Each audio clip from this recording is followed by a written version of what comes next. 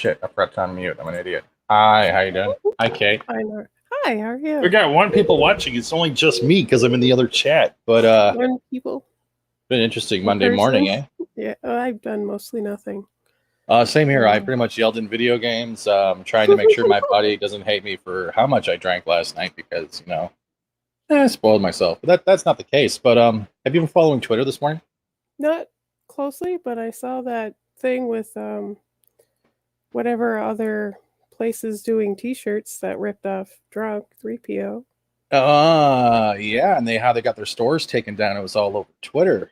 So before I share the website, Makini, if you want the link, DM me on Twitter and I'll bring you in because you are an artist and kind of that this can affect you too. Because if Well, your what the stuff fuck ever am goes I up, then? but I know you're an art. You're here. It's not even been 10 seconds and I've already been demeaned. Thank you, Kate. I know I'm just fucking with you. I'm being difficult. But send me a DM. She's gonna kill me. So if anyone is here listening to this right now, that you know the timestamp of when I died. Through the internet. Okay. Yeah, I don't know. It's possible. I'll be canceled like a T-shirt. But yeah, I'm gonna get Mackin in here too. He's also an artist. So here we go. I'm gonna bring this in. And this is just a random thing. Hey Trek, I do see you in the chat. Zax, I see you as well. And Zax. Yeah, we're gonna bring Makini in, and we are gonna show something first that people have pretty much seen on Twitter. So I'm gonna unshare this, and I'm gonna open up a folder. The folder is called T-Pukes because at this point they're pukes. I don't care. They're fucking pukes. So let's open this up, and I'm going to add this to the stream so people get an understanding of what's going on. So pretty much everyone has seen these tweets today. And pretty much their store got taken down. And that was a different, okay, that's a different company altogether then also. So this is like massive flagging across the board from crazy people. Yeah, and then we have the blah blah blah to do the drunk users and all this stuff, right? So pretty much this has to relate with the welcome to the rebellion shit and how people have been constantly going at them. I'm gonna go. There we go. We got bigger, and it's supposed to be terms and conditions. So I don't know what they actually were hit for. Kindle got hit the same way. That's insane. It is. I saw that today, and it was like, I didn't know letters and words are considered the hateful rhetoric of merchandise now. Like, you used too many L's. You're gone. You're out. Too many L's. If they wanted to be technical, they could, well, the font's copyright. Because I heard earlier, the first time, they're trying to insist that it was the font. However, you can buy fonts and use them however you want. And that is that's true. Completely legal. So that, and I would assume that is the route Drunk took, was using a free font that is similar enough, or he purchased a font even, and that is completely okay, y'all. Yeah, it's no, Zax Yeti did not get hit. Hi, Shadow Man. I'm gonna disassociate this right now. I know he claims he does, and I'm not trying to sound derogatory. I even warned him yesterday. He had shirts and stuff, and the images. He literally had something that said nerd, but it was literally shaped like the bat symbol. You could see it was the bat symbol. And you guys all know who have ever covered like a trailer from Warner Brothers or DC, they will flag and hit you like no tomorrow. So even if it wasn't just that, there are literally people in TeePublic who have to go through each design to make sure it's not copywritten material, right? Probably, yeah. Yeah, so I'm guessing that that's what happened to him. I could be wrong, but that's just my opinion on this state. I even warned him yesterday when I saw the bat symbol. Like, dude, that's gonna get you hit. That's gonna get you hit. It is the bat symbol. Is pretty much. And I mean, if it's not different enough of a bat, because there's many bat symbols that are copywritten, and you have to go out of your way to be eccentric to not get in trouble. Now, hi Makini, welcome. I didn't mean to mute you. I know how you are with your pencils. I muted. I'm eating, so that's why I muted. I muted myself. You're eating. Okay. Now I want to bring up another thing that is messed up, and I brought this to his attention today. Before you continue on, I do have something I do want to say about that. I do have experience because I actually had one of my shirt designs taken down. It was a cyberpunk drawing of one of my characters, And what happened was that they actually took it down because they saw as copyright infringement. Although the fact that I had a second design where I actually drew my name in this exact style of the game Cyberpunk 2077, and they took it down for copyright infringement. That's crazy. That's- But go ahead, Okay, Kate. that's the thing. I know that's odd to me that you just kind of mimicked their font with your name, Mm-hmm. and they still that seems a little excessive. But I mean, okay, you Yeah. never know. But the one thing I want to show you guys, and I brought this attention on when I did a little search on TeePublic website, the TEE-POCRISY website, is this. This seems familiar. That looks really familiar. I've seen this sentence before, but I can't remember where. I can't remember where I have seen this. Maybe the chat can help us out. Where have you people seen this? So this is clear. This is a coordinated attack. Mm-hmm. Seems Look, like even this guy looks scared because he knows he's seen the sentences before. Look at him right here. He's terrified. Because it's all around. He's surrounded by propaganda of the same sentence. Except for welcome to the shit show, which technically this is what TeePublic has turned into. Now, before we go a little farther into this, I'm going to say this right now. I don't want anyone, I do not condone, I do not promote, I do not want anyone going to the site, flagging, attacking, harassing. Don't do any of this. Don't attack other artists. Yeah, don't be that. I will not condone this. The same thing what Gordon says in every video. Don't attack, don't swat these other people doing this stuff. No, this is definitely that's the wrong way to do it. However, we could totally sit here and say their art is shit because those are shit. That is a free form, but I don't think that's going to be under one of the reasons for why you think this is copyright. It looks like shit. Yeah. You can't keep do it that. Keep it in the comment section, guys. Let's Jesus, that's wrong. Yeah. Oh my god! I didn't. Oh my god! Like this is allowed up. Wow, I know that, but come on. Oh, and there's what? There's 12 pages. Now I'm going to show you guys something before we get a little going. Like shit shows now everywhere, right? Now they said they can access the store. Some of these I do like. I like the logos of some of these. But I like that. But hold on. Sorry. Hold on. But they said that they can't access the stores they've been taken down, right? Mm-hmm. All right. Now people have also searched for Drunk 3PO. What the fuck? So it was put back up?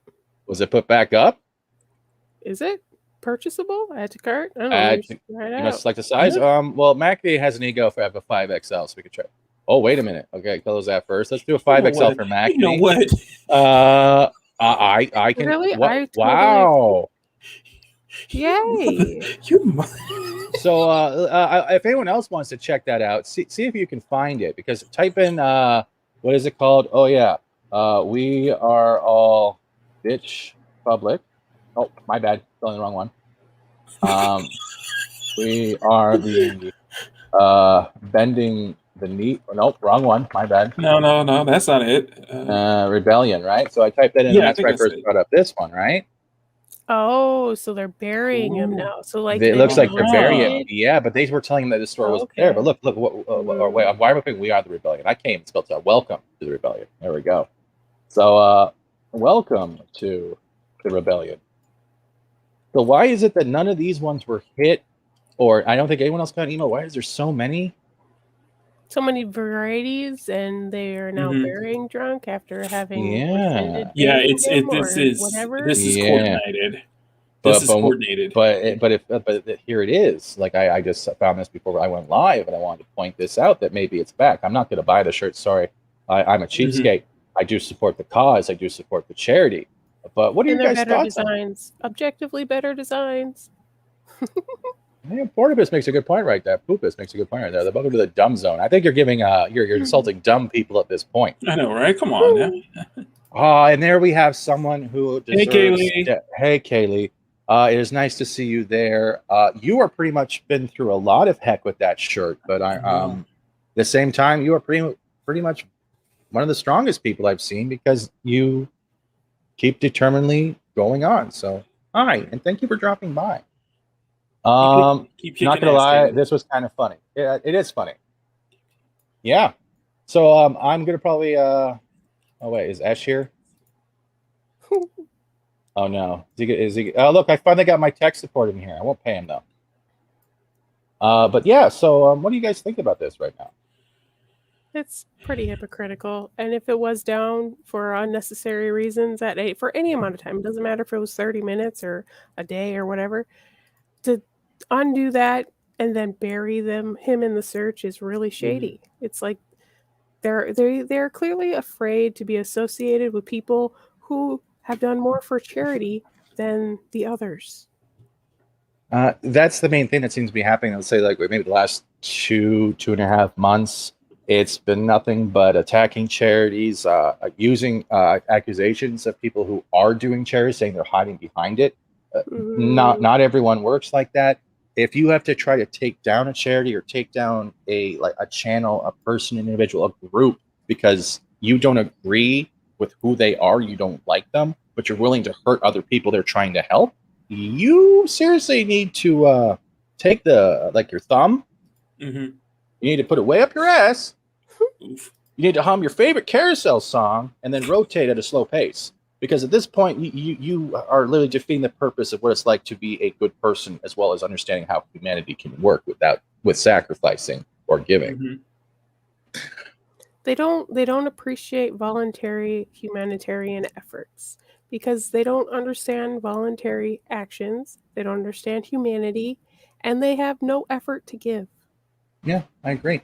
But it seems it's there now. It seems we can purchase it. So if anyone wants to screenshot this or share this out, I would love to.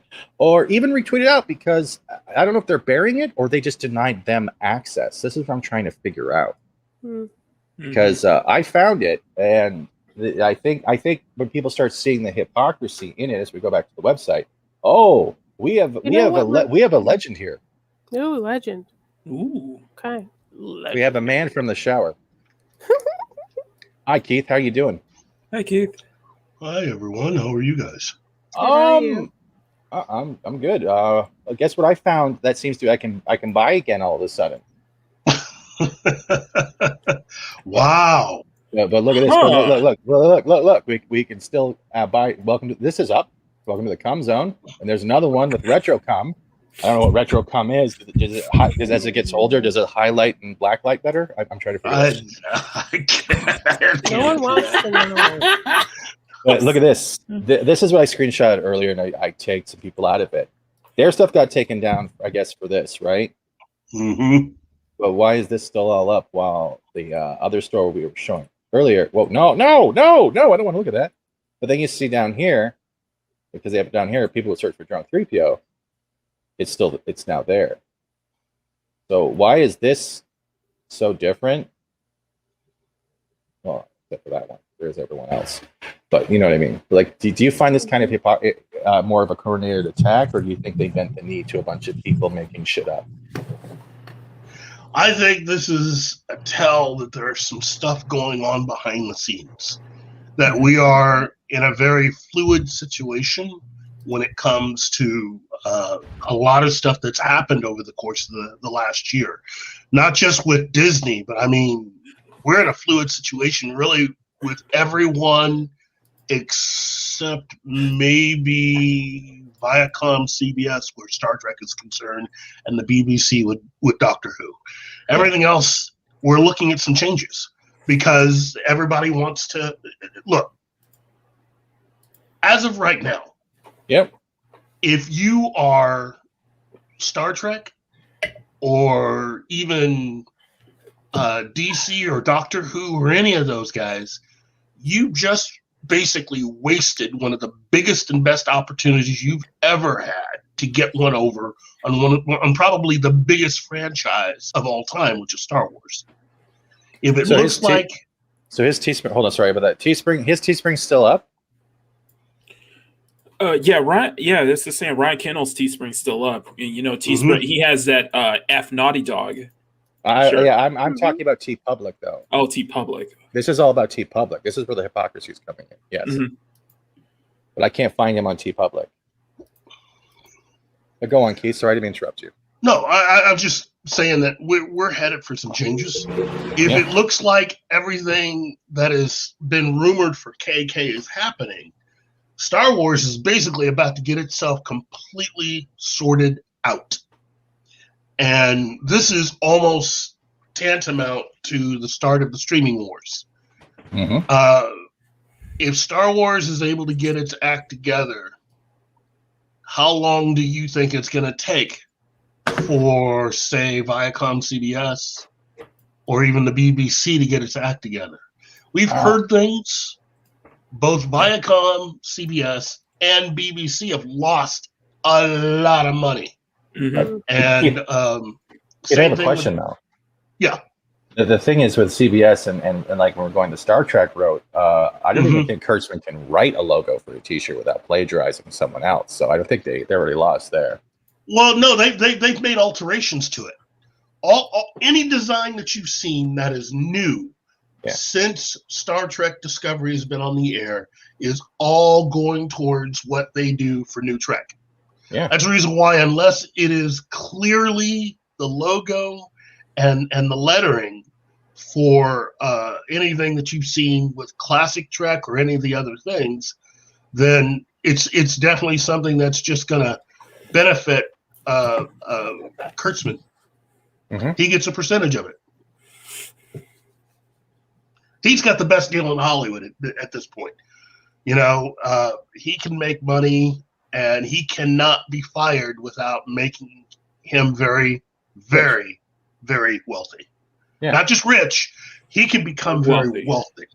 But okay, but going from that aspect though, and the way we're seeing the way the TeePublic stuff's been going down today, do you think this falls under the whole Star Wars thing where you have people just going after the persons themselves because they just don't like them, to the point where they're going after any company they can? Like, because if they had the opportunity, and let's say Drunk or any Geeks and Gamers was actually sponsored, they would do the same thing to the sponsors, and they would make up a narrative. They would spam their emails. Do you think this is what is happening here when it comes to just the simple words, the rebellion, and welcome to the rebellion? I swear to God, that sentence has been used far throughout time, and not just Star Wars. Oh yeah. I you know what? Again, I think this is coming from, look, right now, Kathleen Kennedy and her people basically started a fight with Bob Chapek, and Chapek and his people have decided to strike back. One of the things that Bob Chapek can actually do is tell the lawyers to back off. Yeah. From all the fans that are striking against KK. So in his own way, he's letting you know he doesn't like her either. I mean, she's bad for business. Why does KK and her people want to get rid of all this stuff? Well, that's because it distracts from the narrative that they're trying to put out. Now, Bob Chapek can't openly come out and says he hates her guts or he's going to fire her. But he kind of did that, what was it, a couple of weeks ago when he was doing all the complimenting and the propping up. It was a way of being like, I'm going to be the nicest person ever before I put on that giant boot with the spike on it and kick her out the door at the Mouse Club. Yeah. Yep. The last thing you're going to see is the smiling face before you get the knife to the back. And it is, I think this is his way of striking a blow against her. Because if you continue to rally the fans who don't like her, all you got to do if you're Chapek is just sit back and watch the S show. So, and I think that's what he's doing. Wait, hold on. I'll help you. I'll help you a little quickly. You said, hold on, I want to check this quickly. You said the S show, right? So I didn't have the screen up ahead of time, so I didn't think you would say that. So we're gonna follow up with where is it? There you go. There you go. You can buy your welcome to the shit show. Yep. From TeePublic. Look, Bob Chapek might even be the world's best known figurehead, but you know what? He's nobody's fool. You don't get to that position being a fool. And the last thing anybody in that position wants to do is be made to look foolish. And that is KK's biggest mistake. She is not good at choosing her battles. She is so far gone. She started a battle on two fronts. That is not good. So she's caught between her superiors at Disney and the fans that don't like her. So she's made this bed and she's going to have to lie in it. So, look, things are changing. and to all the rest of the franchises out there that have gone astray, this is your wake-up call. Yeah. Because I think things will start to change. Now, whether they're for the better or not, time will tell. But I think that's the reason why I've been talking about how The Rock is starting to make moves. Oh yeah, do you want me to bring that up? Because when you said it this morning, I was laughing and going, I see that now. That was subtle yet smart, and it was very. It is subtle and using his kids. It is so subtle. It was. It was literally brilliant. And I will. Do you have the picture? Do you want to bring it up and we'll share it? I don't have the picture on me. I mean, I just look. You can go to Instagram. His daughter, his youngest, had a birthday, and it turns out she is a really big fan of Jason Momoa's Aquaman. I would like to quickly cut in quickly. Thank you, Manowar, for the 665 tip. What a clusterfuck of fuckery. Yes, I do agree. Thank you. That was a lot of fucks today. It's just subtle, and it's really cool. And the fact that it seems like Jason Momoa and Dwayne Johnson are really, really good friends. I mean, really good friends. If Dwayne Johnson is working that angle and becoming really friendly with all of the Snyderverse actors, I'm really not seeing how at least Warner Brothers comes out on top. Because, again, this is another battle on two fronts thing. I mean, yeah, you got JJ, but you gave JJ $500 million to go out and create his own version of the DC universe. You're not exactly doing anything that's going to affect that. You just gave him carte blanche to go out and start making his own money using the IP, but changing it enough so that he can actually keep more of the money. That's really what all that comes down to. I agree with that. But do you mind if I share the pictures of the Instagram, or is that going to bother you at all? No. Go ahead. All right, give me 1 second. Let me just try to get it situated where it's actually. All right, so we got the first one. Let me go down. All right, cool. So this is what he is referring to, because Yeti's stuff is not on there, but I'm debatable whether it's the same thing that happened to Drunk and Kennel. As we see here, this is what you were talking about, right? Yeah. And then he posted 2 videos. I didn't see the videos. And one was a video of him with his daughter. The one in this picture, that's the one who had the birthday. Okay, Tia. Yeah. So she's sitting on his lap, and they're both watching a scene from the movie Aquaman. And he's asking her, you know how The Rock is when he's playing annoyed?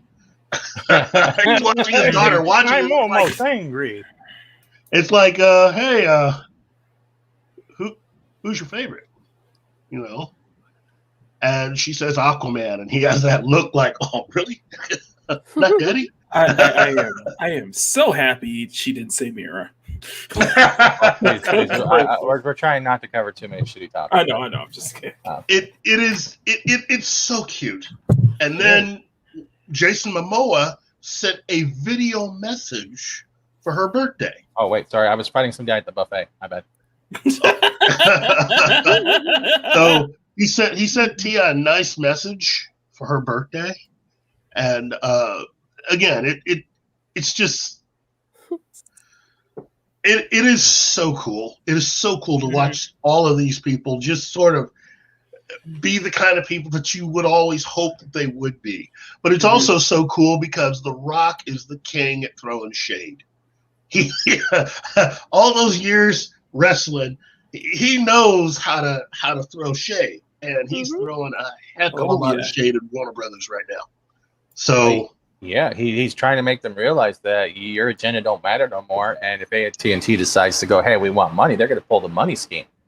Well, on top of that, you have the whole rumor about Zack Snyder and being offered Ghost Rider. Yeah. So it's not a coincidence to have a lot of this stuff coming out at the same time. This is really the push and the pressure on Warner Brothers. Wake up, wise up or else. That pretty much is the message. And I can agree with that. That's crazy. It's just been are you doing coke? No, sniffing. Sorry. Yeah, but that's awesome. I can't wait to get into that later. But that's cool because he actually is playing a very smart game. He's very subtle. That was awesome because I think he's literally trying to go in his own way. Can you smell what The Rock is cooking? It's gonna get more people in my movie. That's pretty much what he's trying to do. He's doing wrestling. I think Warner Brothers, outside of, I mean, if they continue to be petty, I could see them pulling, or at least not wanting to do as much on his behalf when it comes to advertising his movies as they would, say, for any of JJ's. In other words, once JJ is done with a Superman movie, they're going to pull out all the stops to advertise that film every place. Okay? If they do not give the same kind of treatment to Black Adam and Shazam 2, he's going to know. He's going to figure it out. And there won't be anything stopping him from just leaving. Now, all of us assume that he'll just go down the road and go to Disney. He could very well just turn around and keep his relationship going with Universal. Because he also has a relationship with that studio. He could just go ahead and throw everything right at those guys and bring in Henry Cavill to what he's doing with Hobbs and Shaw. Do another Fast and the Furious movie. Yep. So he has more options than just about anybody right now in Hollywood. And if you're going to continue to play games with this guy, when he's really just trying to help you and your shareholders, then you do that at your own peril. And Kevin Feige's not sitting by. He really wants these guys. I could actually see him making that kind of an offer to Zack Snyder to come in and make Ghost Rider. I don't know if Snyder will take it, because that is the other side of what you have to deal with when you sign up to be a part of the MCU, which is you're giving away your ability to be as free as you want to be in making what you want to make. You know, Edgar Wright didn't make Ant-Man for that reason. You know, he was originally hired for Ant-Man at a time when all the movies were meant to be more individualized instead of part of a whole story. And he found it difficult. Same thing for Patty Jenkins. That's the reason why she never directed Thor 2. She didn't want to do it. So, you know, Snyder could do it. It'd be a walk in the park for him. And I'm sure Kevin Feige would love it. But it all depends on what he wants to do. That's not going to stop Dwayne Johnson and others from taking advantage of this particular period and just sort of piling on. So if you're Ann Sarnoff, you got to think long and hard before you want to continue basically just going tit for tat with Dwayne Johnson, because he's got a lot of weapons and he's got a lot of options. And in the end, to me, he has the ultimate option. Well, he has big guns. Yes. Go ahead. I was going to say, well, that and just he has a lot of power. I think he does have a lot of power and kind of influence too. So power and influence are great, but his influence is greater than even the amount of power that he has. His power is also timing based. Okay. And what I mean by that is every person in Hollywood, every actor or actress, every director, producer, the one thing you really need to understand is that you only have so much time to get things done the way that you want, to make the kind of money that you want. Agreed. Unless you're someone like a J.J. Abrams who spends their entire career making movies, which you can do that at any age. Being in front of the camera only gives you a limited amount of time. That's the reason why Tom Cruise, I keep telling people, Tom Cruise is the template for how you want to have your career. Mhm. You want to make a lot of movies for the studio. You want to give them all of theirs, and you want to rise through the ranks. And eventually, you are going to find something that you can stick with, something that's yours. And that's really what the Mission Impossible films are. They're his. He can make as much of that stuff as he wants and have as much fun. He's always going to have work. He's always going to be able to do something. And everybody wants that because they want to be able to keep more of the profits, which is the reason why Idris Elba was never going to be Bond. On top of being too old, he was never going to really share in the profits. Yeah. You'd get paid. All the Bonds, every Bond in the final 2 to 3 movies that they've ever done, you'll eventually become a producer. But being a producer doesn't mean you're guaranteed as much money as the Broccoli children have. You're never going to get control. You're playing in someone else's sandbox. And that was the number one reason why I would often said, when people would ask me, when is Idris Elba going to be James Bond? I'd tell them never. He wants to do his own thing. And everybody's following the Tom Cruise model. Everybody wants their own film series. They want their own original characters so they can make as much money off of that as possible. Everybody wants that. That is the ultimate goal. Now, I brought this up because is this the message that Jason Momoa sent back? Yes. Do you guys mind if we play it? Do you guys want to hear it? Sure. I know you look to me, and we can hang out in the ocean there, and I'll have a present for you and Jazzy, and all of our opponents can get together and play, and maybe rock climb and go surfing. And I just wanted to say that I'm sorry I couldn't be there, but I love you, and tell your papa that I love him too, and I will see you soon. Okay. Happy 3rd birthday. Hi, Jazzy. Good to you. I love you. Look at it. That is awesome. I'm telling you, that mini film he did a few years ago about him and his kids, probably more than anything else, turned on more women than I've ever met. just being a family guy, just talking about his family. Yeah, he could have easily have run for president and won. I keep telling people, if you've never seen that film, you should check it out on YouTube. It's an amazing short, but it puts you in his headspace. And he's just this is the other one. So. Okay. Dude, look at that vein, man. Shit, that thing, damn. That's they pretend to be angry, right? Watch it. Go ahead. Okay. Yes, dear. I'm on it, dear. Yes, dear.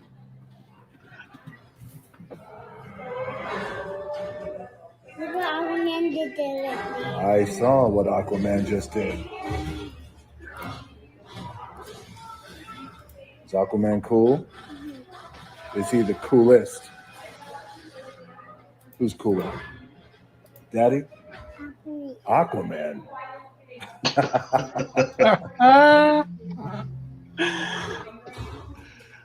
He's pretty cool, right? I agree. So adorable. I agree.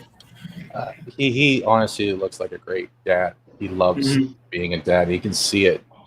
He knows how to distinguish acting and fatherhood very well, but he can bring both of them together at the same time. Mm-hmm. Again,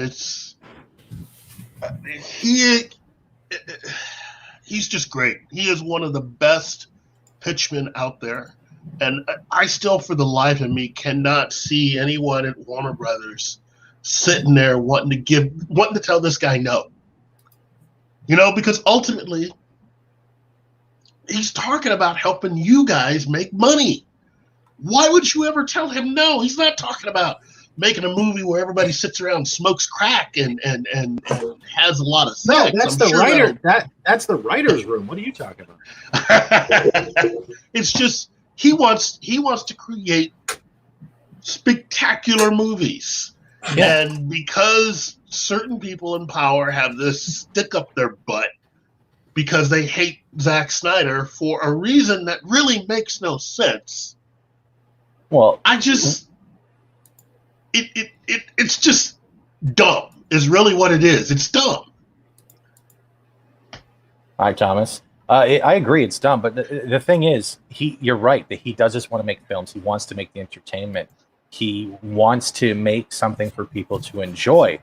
But you got the other side of the table that doesn't see the money anymore. They only see their echo chamber of agenda, and then it gets it becomes the tug of war. Well, part of it is agenda, but you also have to recognize the other half of that, which is ego.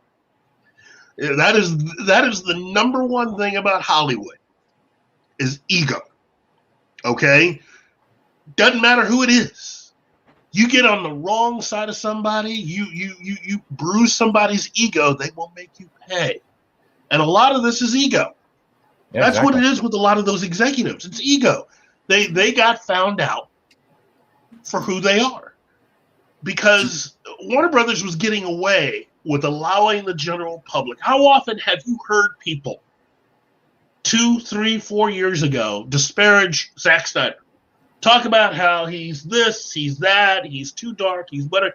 Now that we know that Warner Brothers and the executives went after Chris Nolan to be the architect of the DC films, version 2, because of what he was able to do with the Batman movies that he made, with the idea and the intent of having Christian Bale as the Batman for that universe, and basing all the other DC heroes off of that version.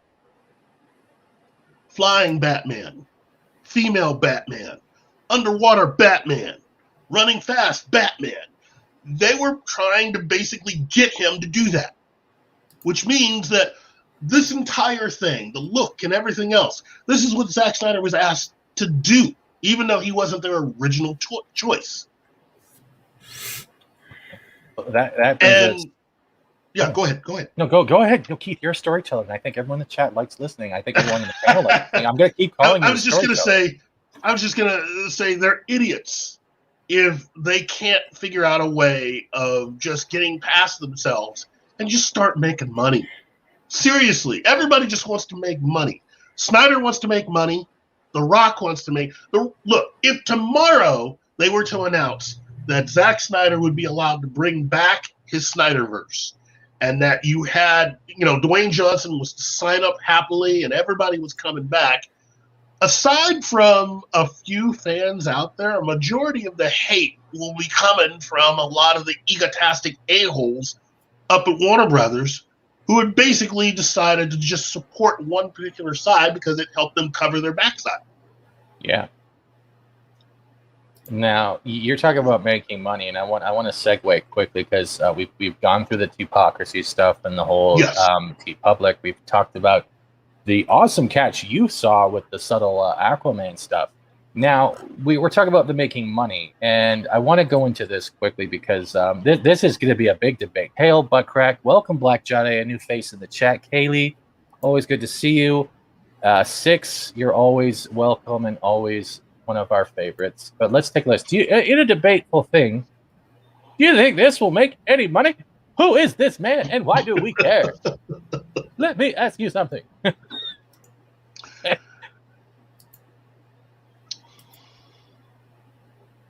Dude, I can answer. Yeah, I'm question.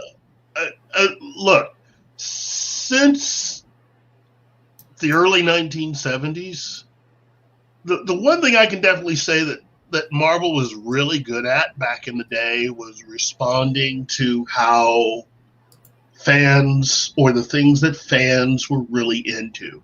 And in the early 1970s, coming off of everything that they were able to accomplish in the 60s, they were on this roll.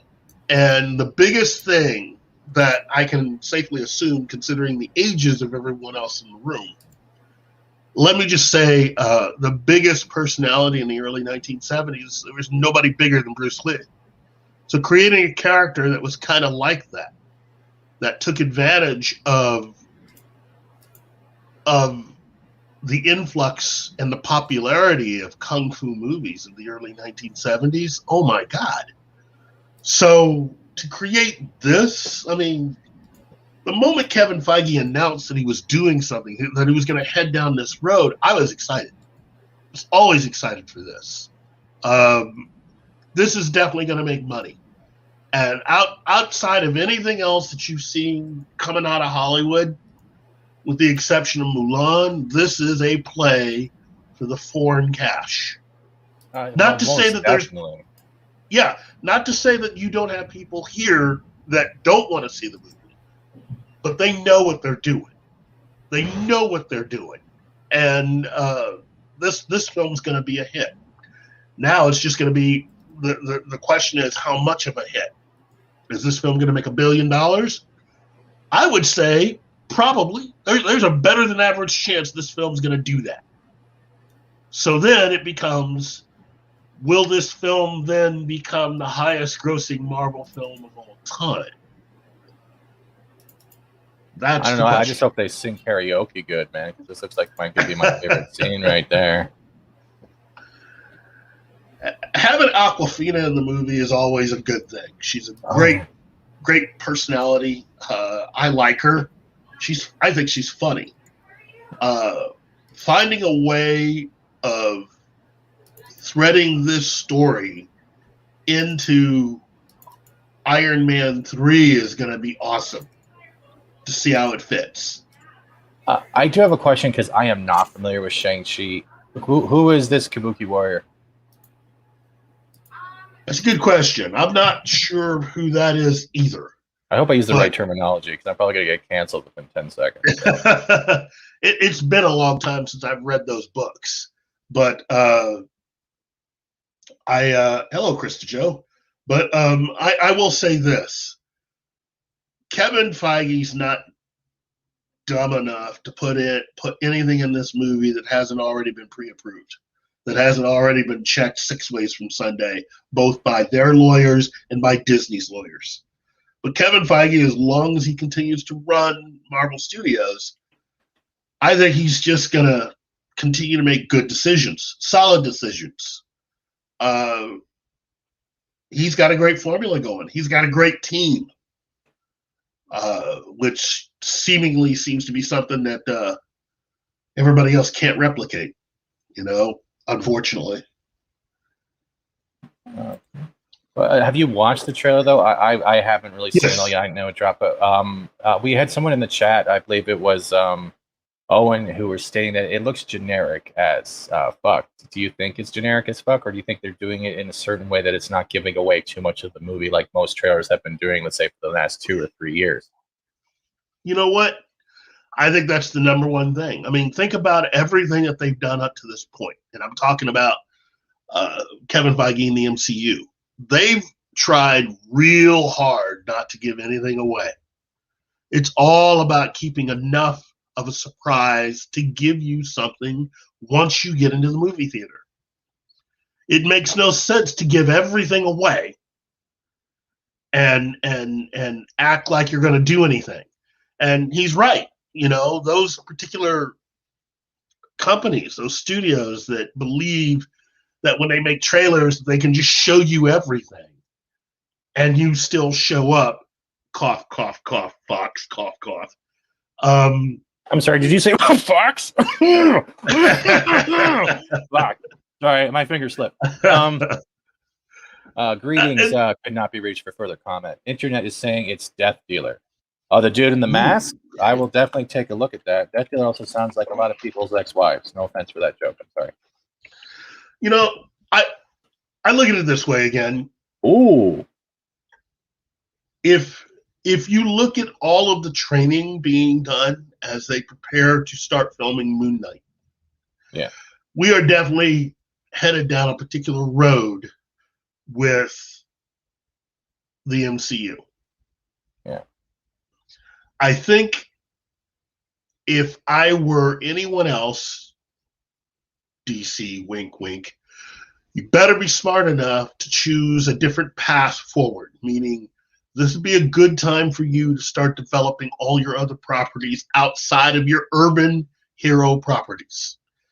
You're going to have to let the MCU take this one. Just let them take it. But develop your World War II properties, which Dwayne Johnson's been talking about, and develop your cosmic properties, all your original cosmic concepts. If you do all of that, you'll be fine. But again, I can't see how this is really going to fail unless the script is just tragically bad. And I don't think Kevin Feige had let them do that. On top of that, you also have the fact that this is going to be tied in to one of the previous Marvel films. So, yeah, I agree with that. Now, I think you guys are right. I'm just going to pull it up real quickly. The toy was actually already released, so I'm going to overlay this quickly as soon as it pops up. Ladies and gentlemen, that is Death Dealer. wow. Yes, it is. But I guess I'm guessing he's covering his face, but it might have the skull teeth mark underneath. But yeah, that's supposedly the toy. I don't know whose hand that is, though. That's part of that. If you buy such and such figures, you can build one other figure that's bigger. And I am slightly interested with this, and I think it does have a chance to be great. I'm gonna have to do a lot of research about what the 10 rings are, and I'm lacking in knowledge with that. But it doesn't seem like they're going super crazy with special effects as much as you've seen in most Marvel films. It seems more they're trying to impact more Jackie Chan or Bruce Lee kung fu style with the Marvel injection. Yeah, well, that's because that's what people nowadays are more familiar with. It would be hard. Like Crouching Tiger, Hidden Dragon, I'm getting vibes. Yeah, it would be hard to replicate a lot of the Bruce Lee stuff. That stuff's now so iconic. And after Kill Bill, it would be hard for anyone else to come and go down that road and try to replicate what they did for that. If somebody had asked me 15 years ago, though, how they would do it, I would say Kill Bill, follow that formula. But somebody's already done it. So yeah. But I really, again, I'll have to actually look at this because some of the scenery shots look amazing. I'm taking that Raiden's aunt right there. Freaking bad joke. But Krista Joe says, again, look at the script from Captain Marvel. Feige may have been running the MCU for decades and made it successful, but he let Captain Marvel happen anyways. Well, yeah, because he got taken. He got basically he kind of got surprised a little bit. If you look at everything, and again, I keep talking about this, but you got to understand that I think Feige already knew this, which is everything that Warner Brothers and DC have been trying to do. This current version of DC is actually their second pass at it since the year 2000. They have wasted a lot of opportunities. I think there are actors and actresses that have become a part of the MCU that were originally in DC comic book movies that they just let slip through their fingers. What is that? That was my phone. Sorry. And so when that happens, I mean, I think he was just sort of surprised at how quickly they were able to get themselves to. I think Feige was surprised at how quickly Warner Brothers was able to make things happen in order to get a Wonder Woman movie made. Because I totally think that he actually thought he had a very good shot at having the first female superhero film, and that didn't happen. The second question. Yeah. I wanted to ask, who is the man with the toothpick, the glowing toothpick on his arm? I don't even know what this is. Does anyone in the chat know who this is? I haven't seen all the toys and stuff yet. I kept hearing how they're going to use this movie to open up a whole lot of stuff for them when it comes to not only just their Asian characters, but a lot of the storylines and comics that they had developed in the 1970s. I also think that we might even get a hint a little bit of a hint going into stuff like Luke It's Razor Cage. Fist. Okay, so this is Razor Fist. I really have to do research on this because I've never heard of it. Ash says it's his tech support. That's a lie. Then we have Dee Dee Myers. Hi, how are you? But I honestly am going to give this a chance. I think I should. I think a lot of people should. I don't think it's going to be like the normal Marvel movies, but I will not go in with any expectation. Well, I think this will be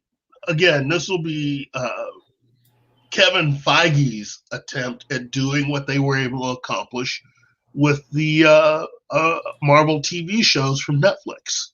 This is the reason why he felt the need to take those characters and to bring them into the MCU.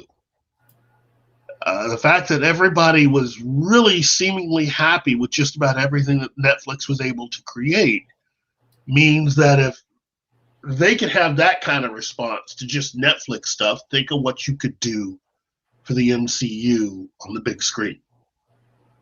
And I think that is the thought.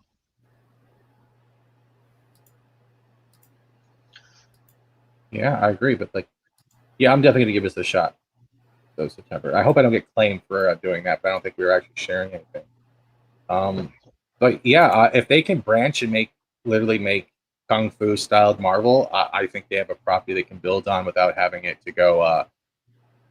From the way I looked at this is like, I hope they don't turn this into a Marvel Mulan. You know what I mean? Mm-hmm. And that's my biggest fear. Yeah, they have enough characters to really make this work, and I wouldn't be surprised if we were to finally get the opportunity for Agent Jimmy, to branch off into his own group. So even after WandaVision, they're not done with that character yet, and he's got a much different storyline, bigger storyline that he's headed for. All that stuff can connect and be just look. Anybody would just give up everything to even have a slice of some of this stuff. Marvel has options now. They've given themselves options to be able to do whatever they want. The problem with Warner Brothers is that they just really have no earthly idea of what they have. They just don't, and they're idiots. They're the biggest idiots in Hollywood for not knowing this stuff. I mean, if I were running DC right now, I would be launching Captain Comet at this point. Really? Yes. And then I would turn and do something really different, which is Holy I would shit. start the whole... Is that true? Probably. 92 people under the stunts. Probably. Holy. If anybody was going to do it, it'd be Kevin Feige in the MCU. But going back to DC, who was Captain Comet? Because I'm again, I don't know, so I will ask. Captain Comet is a cosmic character that he's an Earthman that has been endowed with these powers to basically fly around the universe. And unlike, say, how the MCU did their version of Star-Lord, this is a guy that wants to be out there. He doesn't want to be on Earth anymore. He loves being in space. And you can use that character to build out the rest of the cosmic DC universe. You can use him to touch on all sorts of things like the Dark Stars. You can talk about and meet the Thanagarians. You can even do a cursory introduction to the rest of the Green Lantern Corps. You could use also, you could even do something funny like Space Cabbie. Really? You can connect it all through that one character. Heck, you could even do the Planet Rand. he can actually go to the planet Ran and do that. No, There's- I didn't even think about that. Because they Yes. used Ran. They used Ran slightly when they did that horrible Krypton series, didn't they? That's right. They did, and they could have done so much better. But like, I didn't even know he teamed up with Superman. I didn't even know about this. I mean, like that's whose art is that? I gotta look at that up. That's amazing. And then I would do that. I would make that, but I would also turn around and try to create a whole World War II universe. And what I would do for that would be I would either get a hold of Steven Spielberg and ask him to make his dream project, which would be Black Hawk, or I would do a Sergeant Rock movie and connect everything through that. Now you're gonna make me look again because Sergeant Rock, really? Sergeant Rock is one of the biggest characters they ever had as far as World War II characters. Sergeant Rock and Easy Company, oh my God. In the 1970s, they sold so many comics with Sergeant Rock. And in fact, Schwarzenegger was supposed to be Sergeant Rock. You're joking. They wrote a whole thing to explain his accent because Sergeant Rock is supposed to be an American. And, Schwarzenegger has that accent. And so they had to figure out a way to try to explain that away. And then it didn't work out, and they ended up making Predator and all that other stuff. But, I mean, Sergeant Rock was going to be, oh, God, that was going to be cool. He teamed up with Batman? Are you kidding me? How did I not know this? This is from The Brave and the Bold. I didn't even know this. Was it actually in the cartoon series, or was that even shown? I don't know. I do know that this looks like it came out 1968, 69. That's what that cover looks like. You can tell from the DC logo that they have up on the left side. That's one of the early DC logos from the 60s. So he was in Brave and the Bold. Yep. He was in the cartoon? Because Yep. I must have missed it. Mm-hmm. Quick shout out. Hello, sub. Nerium, first time seeing you here. Welcome. Kashyyyk Amber, the Muse, the Rock of Boards, the Sleeping Beard. Welcome. IC Explorer, 6-Esh. Thank you. Krista Joe, everyone who's come and shown. Thank you. We've gone over the TeePublic stuff. We've looked at Shang-Chi. We're now talking about how if our token man in the shower, Keith here from Pop Culture Minefield, what he would do if he was in charge of DC. Oh, go on, Keith. You have the floor, sir. He's still muted. I'd also go with the original Suicide Squad concept, because it seems like even with the new movie, The Suicide Squad, it seems like they've left enough room to even, you'd even be able to use that concept.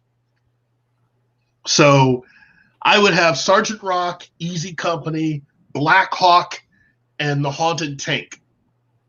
And I would have all of them get together and, that'd be great. It'd be fantastic. And then you add in all of the DC heroes that actually served during World War II, and you got something spectacular, because then you're attaching it to what Dwayne Johnson wants to do. He wants to bring everything together and have the universe spread out, not just by the people that they keep rehashing, not only origin stories, but the same damn story, the same damn character. He wants to have everyone together. He wants the original first superhero team. Okay? And that was the Justice Society. JSA. The JSA, which years later was reconceived as the JLA. But originally, if you go and look in Google, all of their comics from the 1940s, that's the JSA. Hawkman, the Atom, Green Lantern, Wonder Woman, Flash, Johnny Thunder. I mean, it's an incredible group there. Dr. Midnight, Dr. Fate. Mm-hmm. Even the helmet that he wore during World War II was kind of cool. Fate's helmet was altered in World War II so that you could see his mouth. You could actually see the lower half of his face. And yeah, I was just, there's so, everybody, including Marvel, even had their own World War II comics. So it's not a stretch to say that, you know, you have a universe there if you really wanted to work on it. This is, okay. This is also what they call not the Monster Legion, but the, what is the name of that group? Monster Squad? No. No. Oh. Geez. Is it Monster Society of Evil? No, they're not evil. This was a program that was created to use monsters to fight on behalf of everyone during World War II. Is it Creature Commandos? I think so, something like that. Yeah, Creature Commandos. Okay, hold on a second. Cam. Sergeant Rock and Easy Co are legendary. Legendary. Some of my first comics come from a military family and now a disabled veteran. World War II to Korean War to Vietnam, Sergeant Rock and Easy kicked ass. And we'll definitely have to do some searching on that. Thank you. Thank you. Yeah. Thank you and your family. Thank you for your service. I gotta say, again, everybody seems to be backing me up. DC has an incredible wealth of characters, and they've not even scratched the surface of what they own. And they're leaving so much money and so much original stuff out there. It's just pretty much, I mean, if you're Kevin Feige, it's almost to the point where you just think you got all the time in the world. This is the reason why DC needs to step up. Or in this case, I should say Warner Brothers needs to step up. Because Kevin Feige actually needs you. He needs a strong counterbalance to what he's doing. Or else everybody's just going to get kind of lax.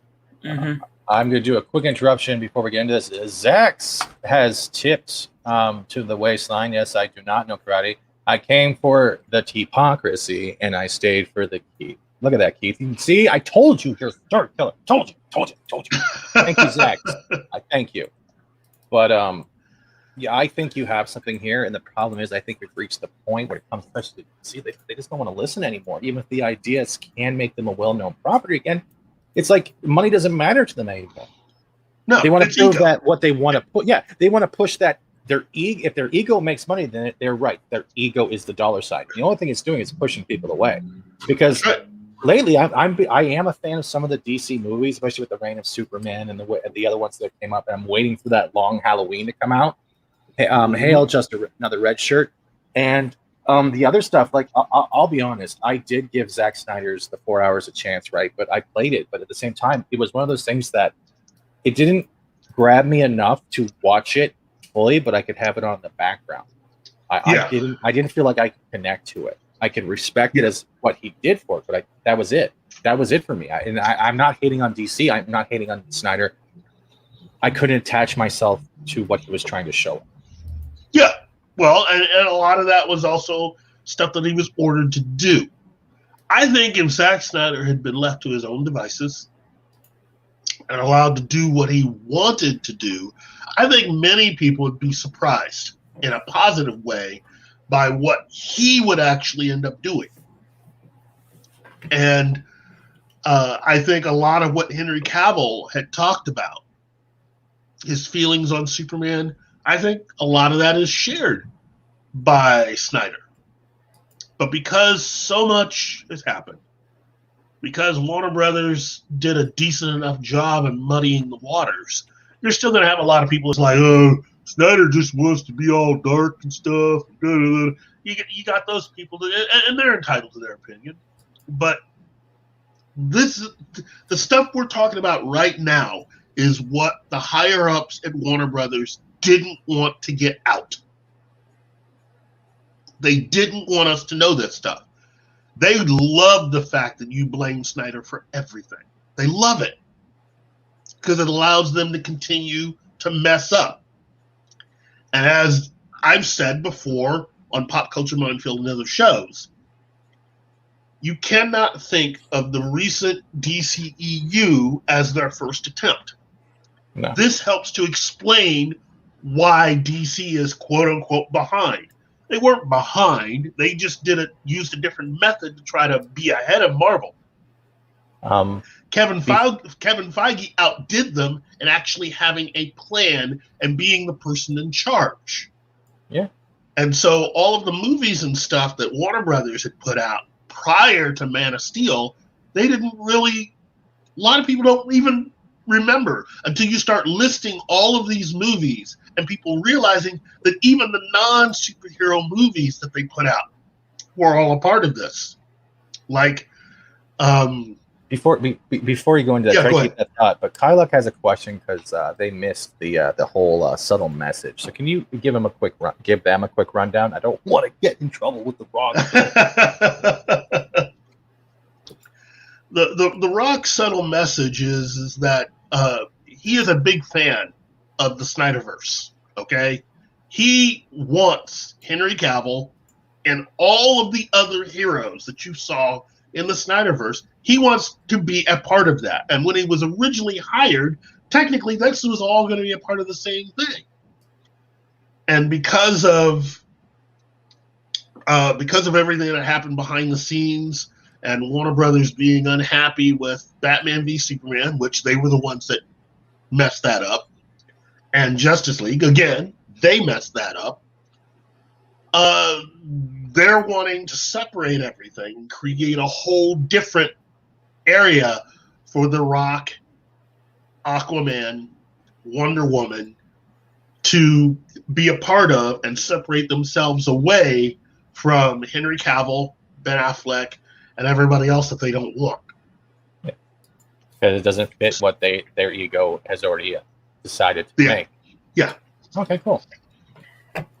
Thank you. And sorry, Kylock, I just didn't want to, I was checking behind me in my actual room to see if the door would open. A bunch of parents would come rushing at me if I said the wrong pronoun. So I was just double checking. I didn't cross the line there. Yeah, it's like I don't have enough bubble wrap to cover myself against those snot jobs. But going back to the whole thing you were talking with Sergeant Rock and the whole you were going on before I interrupted you. Yeah, I totally lost my. No, it's up to you, man. I lost my train of thought, man. Well, look, for everybody out there, when I say that DC has a lot going on, you have to understand they have a lot going on. There is so much. And the DC short films that they put out, those were amazing. Mm-hmm. The Doom Patrol one that they had was really good. That is actually, in my opinion, the Doom Patrol. So anybody that thinks that you can't do a film version of the Doom Patrol because, the TV show is so good, need to check out the DC animated short of the Doom Patrol. There's a lot of wiggle room there for a big screen version of the Doom Patrol to work. Mm-hmm. But there are options, a lot of options. And if the higher-ups at Warner don't want to do this, then, you're left with bringing in J.J. Abrams to create his own versions of things. Which, again, I don't really understand that, considering that you've never really tried to adapt the rest of what DC has. Mm-hmm. But between Sergeant Rock, Adam Strange, Phantom Stranger would be a good one. The Phantom Stranger would be so cool. I think... let me put it to you this way. Doctor Strange has only been around since the 60s. Dr. Fate predates him because he fought during World War II. That's what made the Justice Society so cool. Those are all World War II characters. Mm-hmm. And you can't tell me that you can't come up with anything for those characters to do. There's so much. I don't think there's a Dr. Fate movie coming, but I believe Pierce Brosnan is playing Dr. Fate in an upcoming film. Is that correct? Yes. Yeah, Pierce Brosnan is going to be Dr. Fate, but it's not going to be a single Dr. Fate movie. No, he's going to be in the Black Adam film. Yeah. which, again, given the way Dr. Fate works, you can have another actor play the character. Zatanna, who's one of the few second-generation heroes. I remember hearing somebody try to talk about her, and they didn't know what she was. That's because a lot of people don't know her father is Zatanna. Mm-hmm. I mean, I'm sorry, I got it mixed up. It's Zatanna, and her father is Zatara. Zatara is one of the... he's a throwback to the 1940s and 50s, where magicians who actually... sorry, from what I heard, they were going to do something with Zatanna. They were going to do something in the vein of Justice League Dark. Yes, they years later they put her in Justice League Dark, and that's great. You know, unfortunately, that falls under the purview of J.J. Abrams, so he'll be producing his own version of Justice League Dark. Mm-hmm. Oh, great! So every character that pops up on screen will be followed by a lens flare. Let's go! I'm so down for this. This is gonna be amazing. J.J. Abrams is the kind of person that if it really came down to it, I think Warner Brothers was dumb for allowing Guillermo del Toro to get away and not giving him the opportunity to make the Justice League Dark movie that he wanted to make. Because he approached them years ago about making Justice League Dark. And at the time, you had the actor from the NBC series before he went to the CW to play the same character. Yeah. He wanted that actor, Matt Ryan, to be in the Justice League Dark film because he found his version of the character, at least on the NBC original version, to be pretty much what he wanted to use. Which I agree. It's great. Now you're not going to get that. In fact, J.J. Abrams has already announced that he's recasting the part of Constantine. He's just basically just going to J.J. Abrams that whole thing up. So it's really not going to be that scary. No, because he doesn't do that. You know, it's all going to be like PG rated type scares instead of getting someone in there like a Guillermo del Toro who would be out to scare you to death. Yep. That's awesome. I agree with Alec though. I think a Spectre film would be great. Spectre. Yeah, I think it's very not given enough credit. At the same time, I would love to see Justice League versus the Brightburn team. You know what I mean? Like you have the Justice League on one side, but you then have all the opposites from that universe of Brightburn and all those associated people that they were saying in those news broadcasts as the film was wrapping up. And I think they could have done such an amazing crossover if they actually thought about coming at it from a different perspective. I think it was a waste of chance if they actually wanted to do that. Yeah. Options. There are so many options out there. And again, even talking now, I feel like I'm skipping over so much. There's just so much there.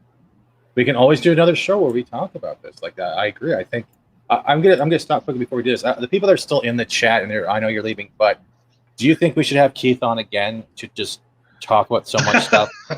Because he delivers it so well. Put a 1 for yes, 2 for no, 3 for Steven. Shut up.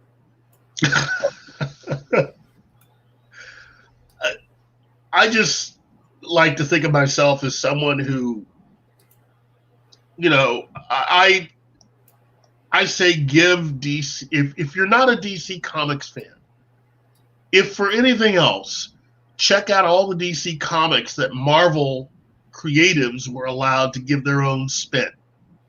Okay, so go out and find the trade paperback version of John Byrne's Man of Steel. Keith, look at this. Look at the chat. Look at all the ones. Look at this. Look at this. Wow.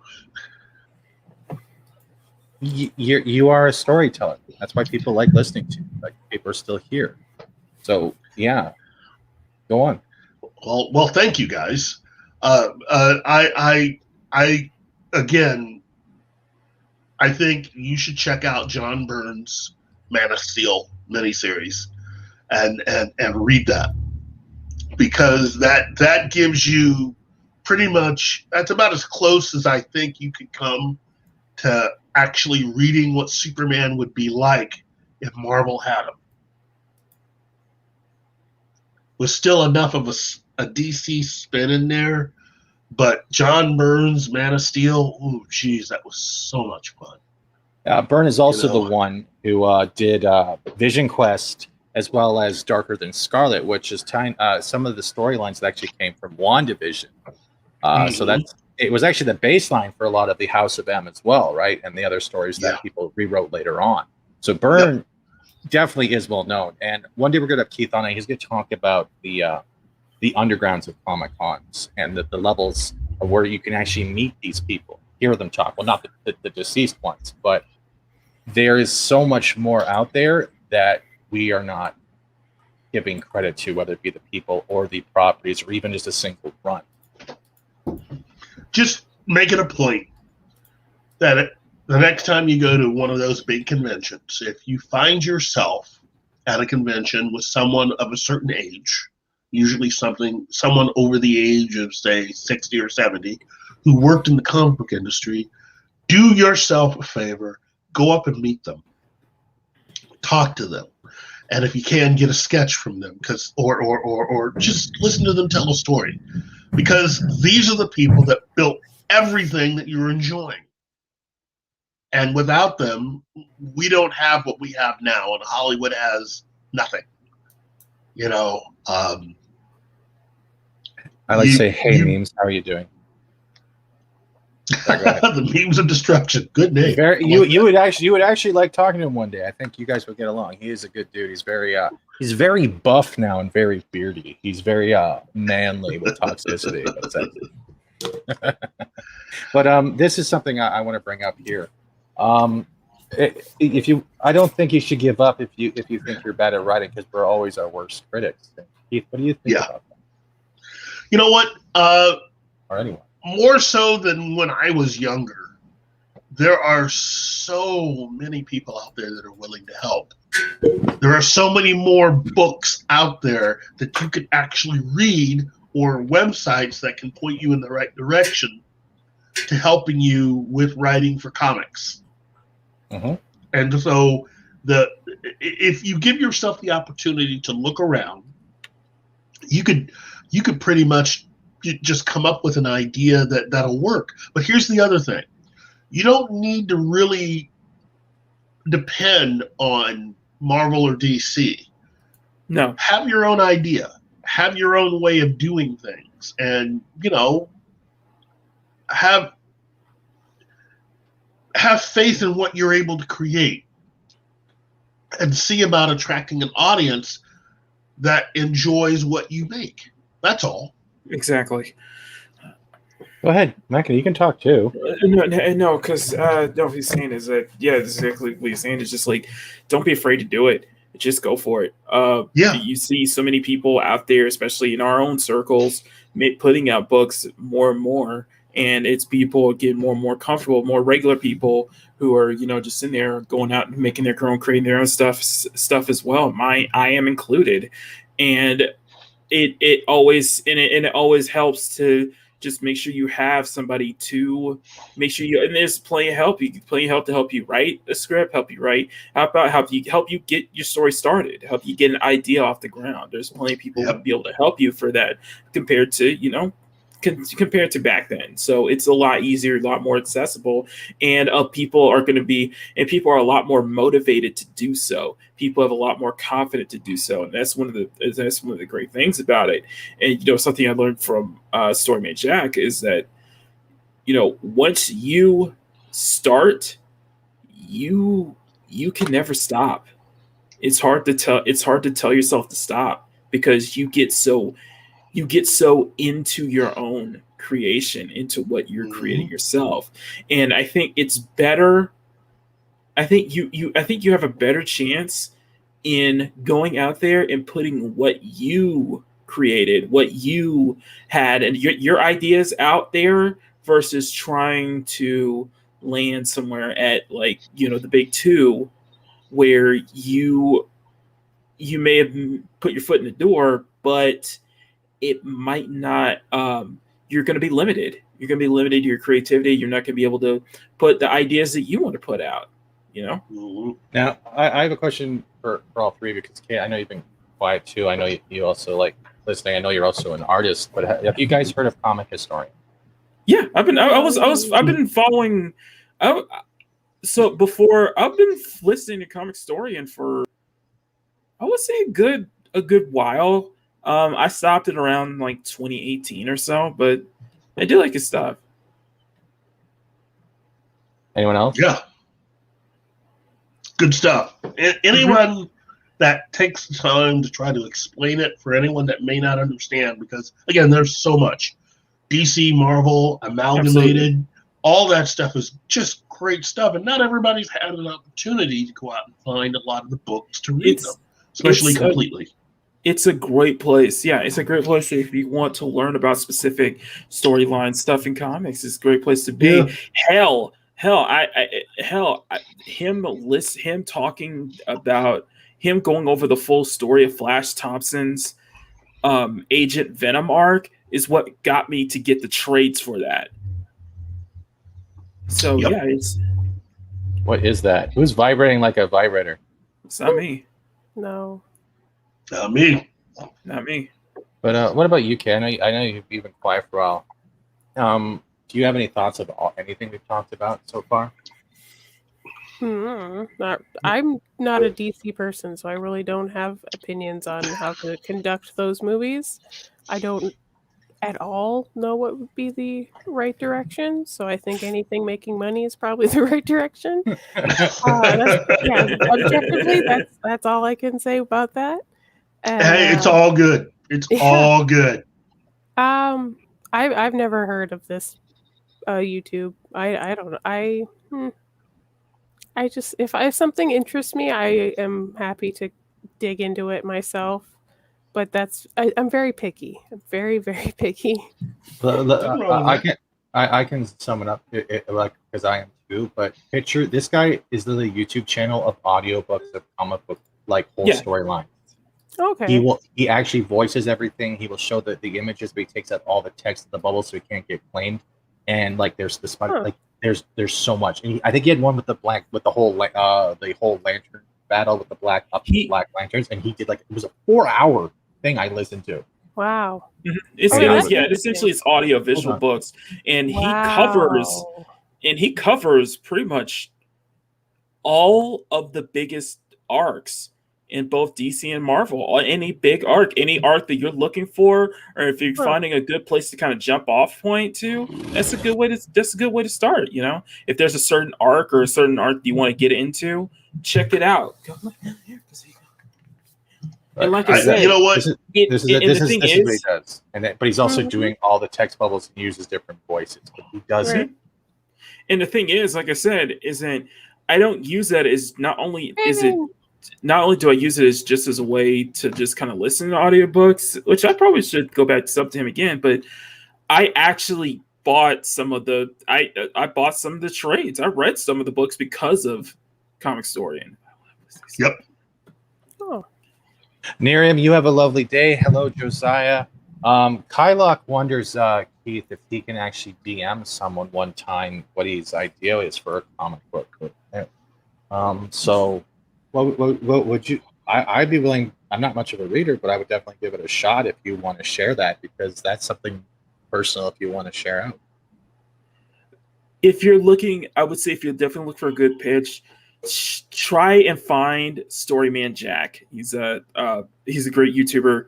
He's basically a story. He covers. He's all about writing stories and such. So if you can find him, and plus he hangs out a lot in our circles as well. So. So don't ever be ashamed. Don't ever be ashamed. I've been working on stuff in the background, and just based on just ideas I've had like 5-6 years ago.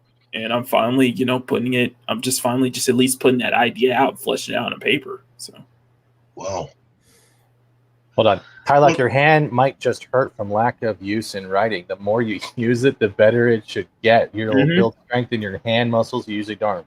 I can't tell if this is also an innuendo underneath at the same time. Like, I love the one Six does this sometimes. It's okay to be a masturbator and a writer. You know what? Yeah, I will make a suggestion for another book for a lot of Marvel fans out there. If you're curious about DC, but you've just never read it, I would try the Uncanny X-Men and the New Teen Titans crossover, where the X-Men and the Teen Titans crossed over. And I'm telling you, that book reads like one of the best Marvel books. It just happens to have some great DC characters in there. To just see the artwork alone is just amazing. A lot of the this versus that's more of a fan thing than it is an industry thing. Everybody likes to work. Everybody likes to work on different things. There's a long list of Marvel people who really got their start at DC, and there's a long list of DC people that got their start at Marvel. Yep. And you talk to anybody at Marvel and ask them what would be one DC character they would want to work on, and almost to a person, I can, aside from all those people that would say Batman, I think you'd get a lot more Superman than you think. Everybody's a fan. That's really what it comes down to. Everybody's a fan. If I want to address Kylock's comment, You gotta turn down your left-handed gain just constant. a little. Seriously, I didn't want to say this before, but your gain is so loud. Oh, sorry. Being left-handed kind of sucks. Is like, I'm left-handed. I'm a left-handed artist, so I don't think it sucks at all. Yeah, I have it set up, but well, I'll figure out a way. I'll DM you first if I can, Kylock. Just tag me on Twitter so I can find you. But he is also left-handed. He also loves to draw feet, but never show his own. That's true story. He's so awkwardly quiet now. He's like, he's shaking his fist. I can hear it. Listen, you hear the fist? I hear it. I will also say this. I really like listening to audio, full cast audio. And the Wolverine one that came out last year, which I think is now available for free online, is some of the best stuff you will hear. I rank that right up there with, it's actually better than Kingdom Come, which I thought was the best full cast audio comic ever. That was DC's Kingdom Come from Alex Ross and Mark Waid. Yep. But the Wolverine one, oh gosh, that's made for headphones. You got to be wearing headphones because it gives you more of the experience of being in that environment. And all of this stuff is just great. See, now I'm right back in it. I'm just thinking, there's just so much. And even with the MCU, there's a lot of Marvel stuff that they've yet to get into. If you do not go that deep into Marvel, you are in for some surprises at this point. Again, my only thing with Marvel is I'm just surprised that they haven't really pushed a lot of their animation stuff being associated with Disney. I would have thought that would have been one of the top things that they would have attacked right off the bat. You didn't necessarily have to go for characters or situations that would have been in the MCU films, but you could have at least done things and created animated adventures for characters and situations that you may not immediately want to get into. I do agree that that Warner Brothers has been handling the DC animated stuff really well. I wish they would just do stuff rather than just try to, pick over and do the same things again and again and again. New versions of stuff that we've already seen. Superman, Batman, love those guys. But there's a lot more to it. And again, a lot of you guys probably never knew who Captain Comet was. And yet, I've introduced you to someone who, you know, Space Cabbie is also another one. And that one sounds really funny. But if Warner Brothers had been on their game, they could have had that out well before Guardians of the Galaxy. Because it has that kind of humor. He is a space cabbie. You know? It's like being an interstellar Lyft driver. Mm-hmm. You know, it's funny and yet can also be dangerous. You can also watch, they did an animated series 2 years ago called Justice League Action. Yep. Which, in my opinion, is way better than the Justice League cartoon that they had. And I love the Justice League cartoon. Oh, yeah. But they did stuff in Justice League Action and introduced you to characters that they didn't even get around to in Justice League Unlimited. And one of the characters they featured was Space Cabbie. So I will tell people, check that out. Watch those episodes. Learn about some of these characters. Booster Gold is a really cool character. Oh, I want Booster Gold. For some strange reason, every time I see him, I'm picturing a Johnny Bravo mixed with Deadpool in a way. And it's like, why haven't they gone? Do you know what I mean now? I can see Booster Gold taking off his helmet and like, ladies, he's combing his hair. So Do the it's like monkey now. No. Go ahead. Vanilla Go ahead. Duke Nukem. Oh, pretty much. It would work so well. You know, for a lot of us older DC fans, we can tell how young someone is based on where they know that character from. And a majority of younger people seem to really be into the whole Booster Gold Blue Beetle thing.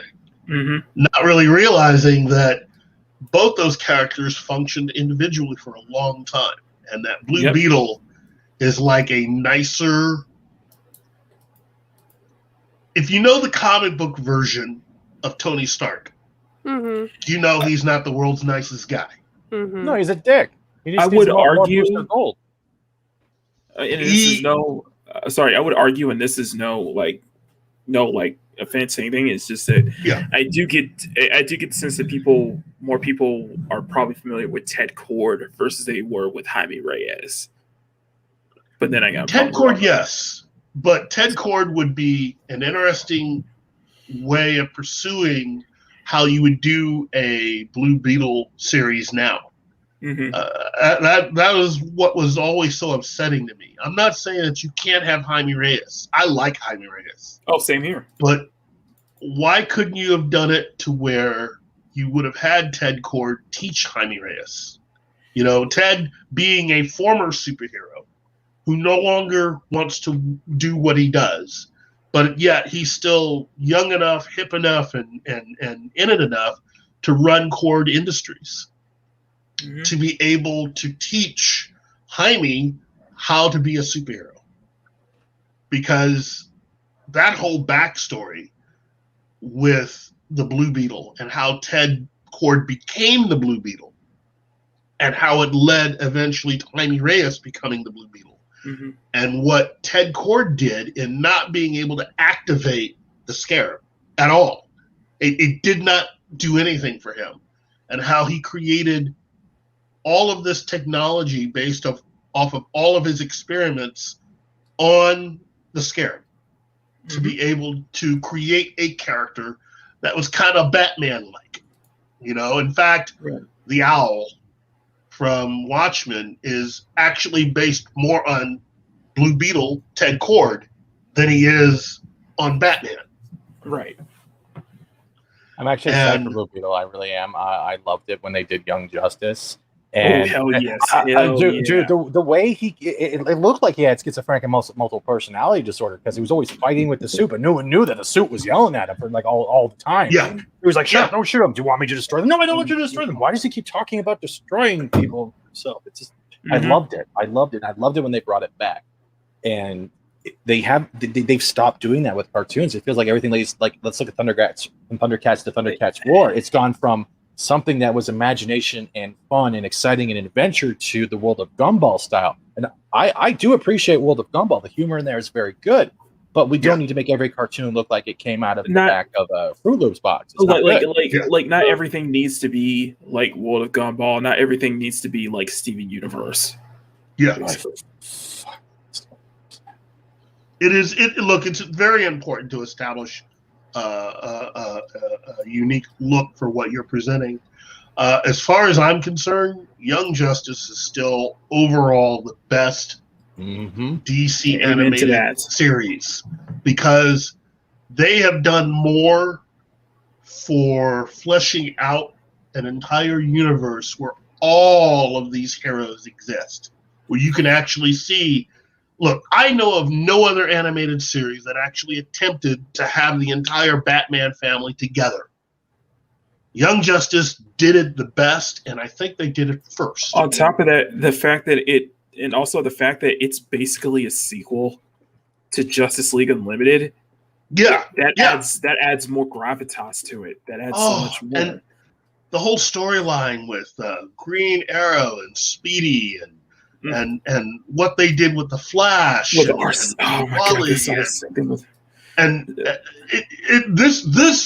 was really like how and again, this is going to sound bad, but I'm not meaning this in a bad way. This is what they did with Young Justice is what they should have done with the X-Men from the beginning. Like the way they hit beat for beat everything that happened with Roy Harper. Yep, was absolute gold. Oh, geez. It was just amazing. And to look, for me, the milestone characters, especially having, Icon and Rocket. The fact that we already had a great show in Static Shock, but the fact that you did a different origin for Virgil and the way they handled it was so perfectly done. Yeah, it makes me honestly dislike more what they're doing with Static in the comics right now. Yeah. Well, and that's what has me a little upset about the whole thing with the movies.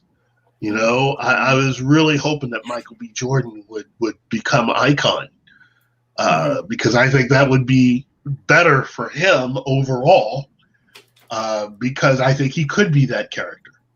I wouldn't begrudge him becoming Superman. I mean, it's brand recognition.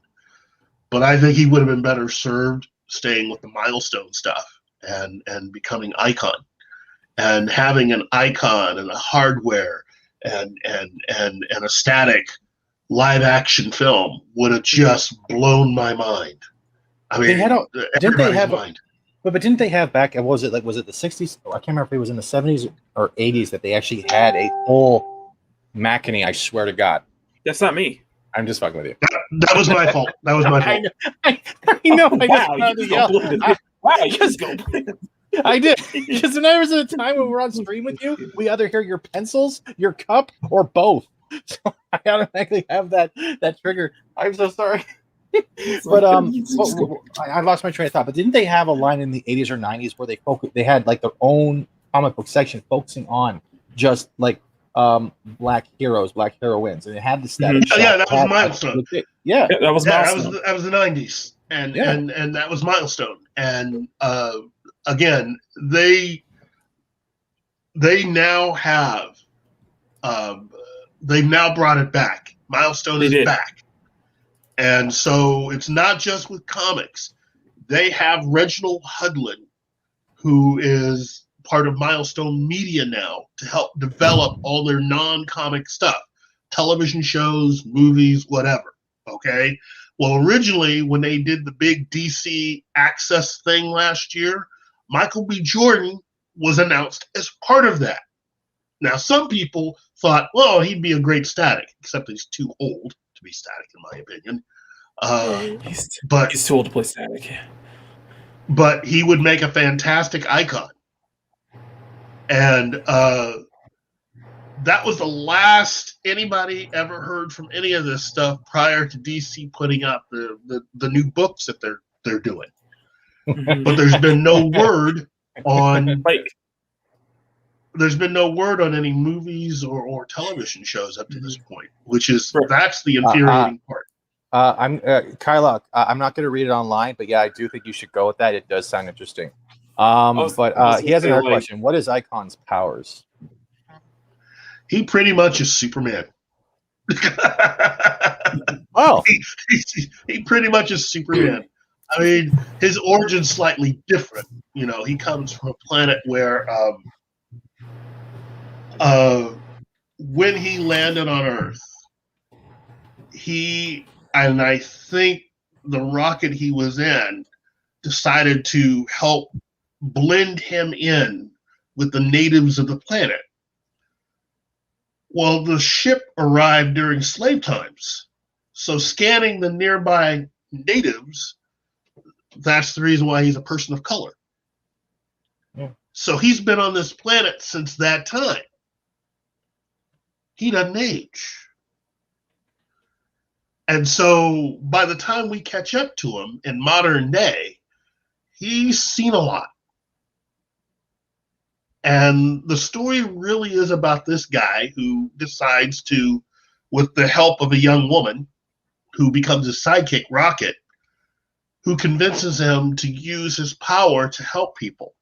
So he has a costume and they get together and they start basically fighting and doing right. And that's all I'm going to say because I don't want to spoil the rest of it. That entire arc, that entire comic to the very last issue is just some of the best stuff I have ever read. And how they end the entire thing originally was just amazing. And with the way Hollywood is right now, this is the black mark under the eye of anyone that's woke. The very fact that you have not made an Icon movie shows how full up you are. Mm-hmm. If you cannot do an Icon movie, because no, I can't say anything because that spoils what the entire thing is. But the final issue. Tune in next time when turns. Keith doesn't tell us shit again. Same bad channel, same bad time, same Icon mystery. It's a great way to end the story. And if you're someone looking for good, solid heroes, whether you're a boy or a girl, when you get to the final issue of Icon and when you realize what's been going on all this time, it's just a perfect way to end it.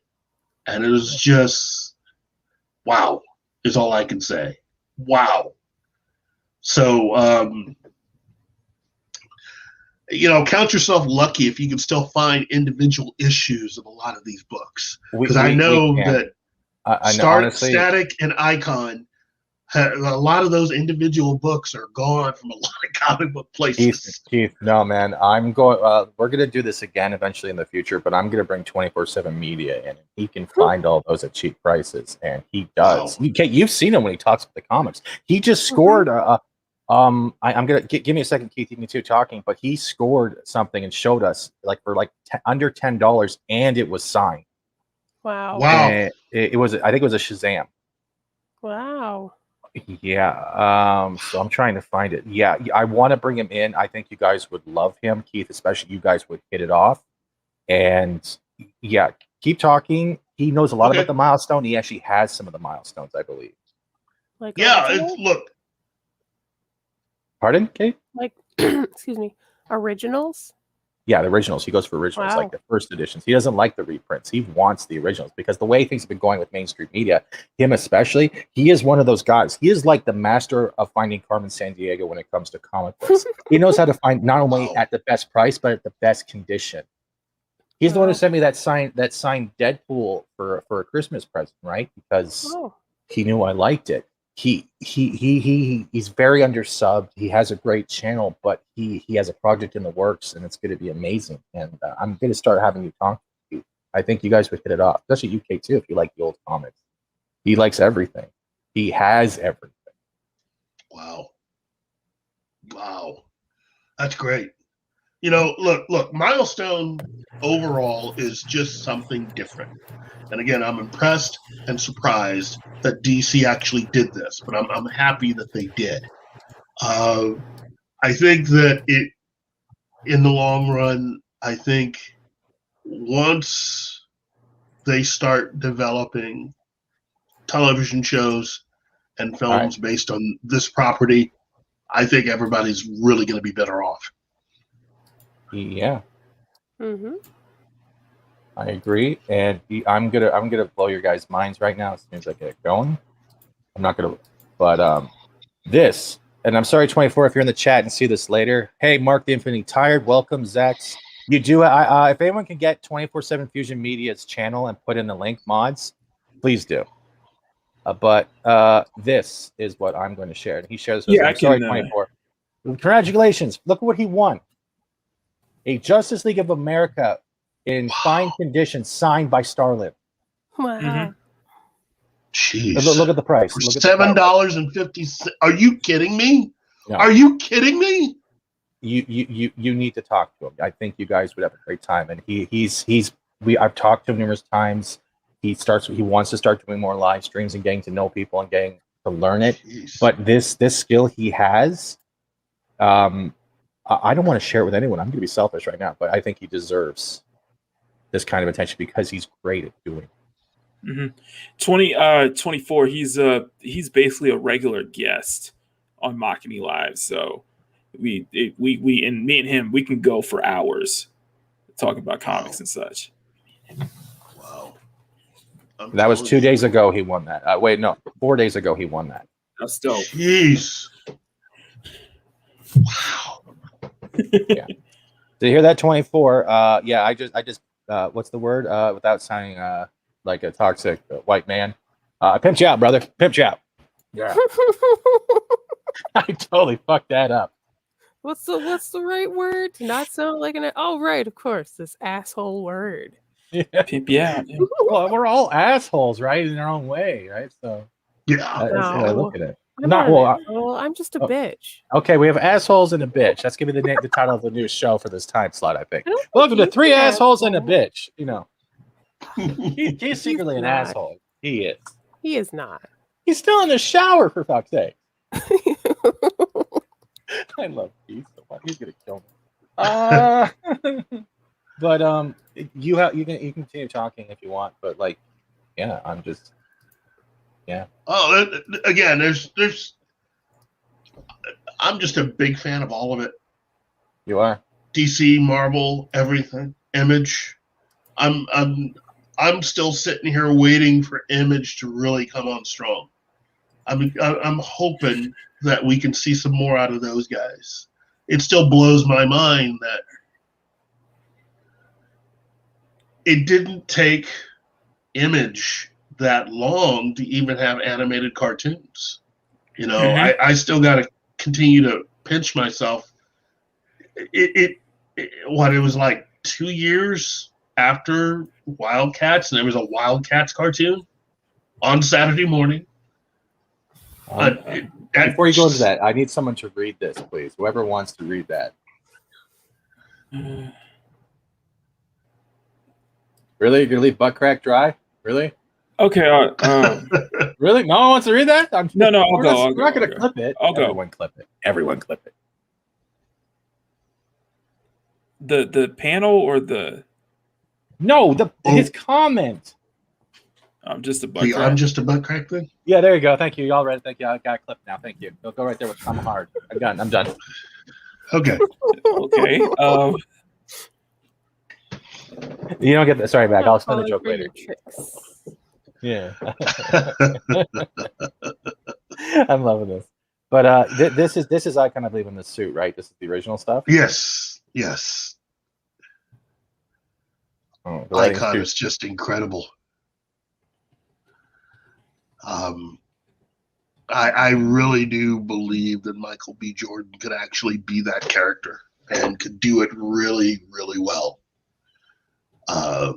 Now we'll have to find someone else to be that particular character, because I can't really see him crossing back over to be Icon after being Superman. So, Do you think he could be Superman, or do you think he should try something else? well, he's going to be Superman. He signed up to be in the movie. I was hoping he would be Icon. Would I like to see him do something else? I'll see anything he's in. He's that talented.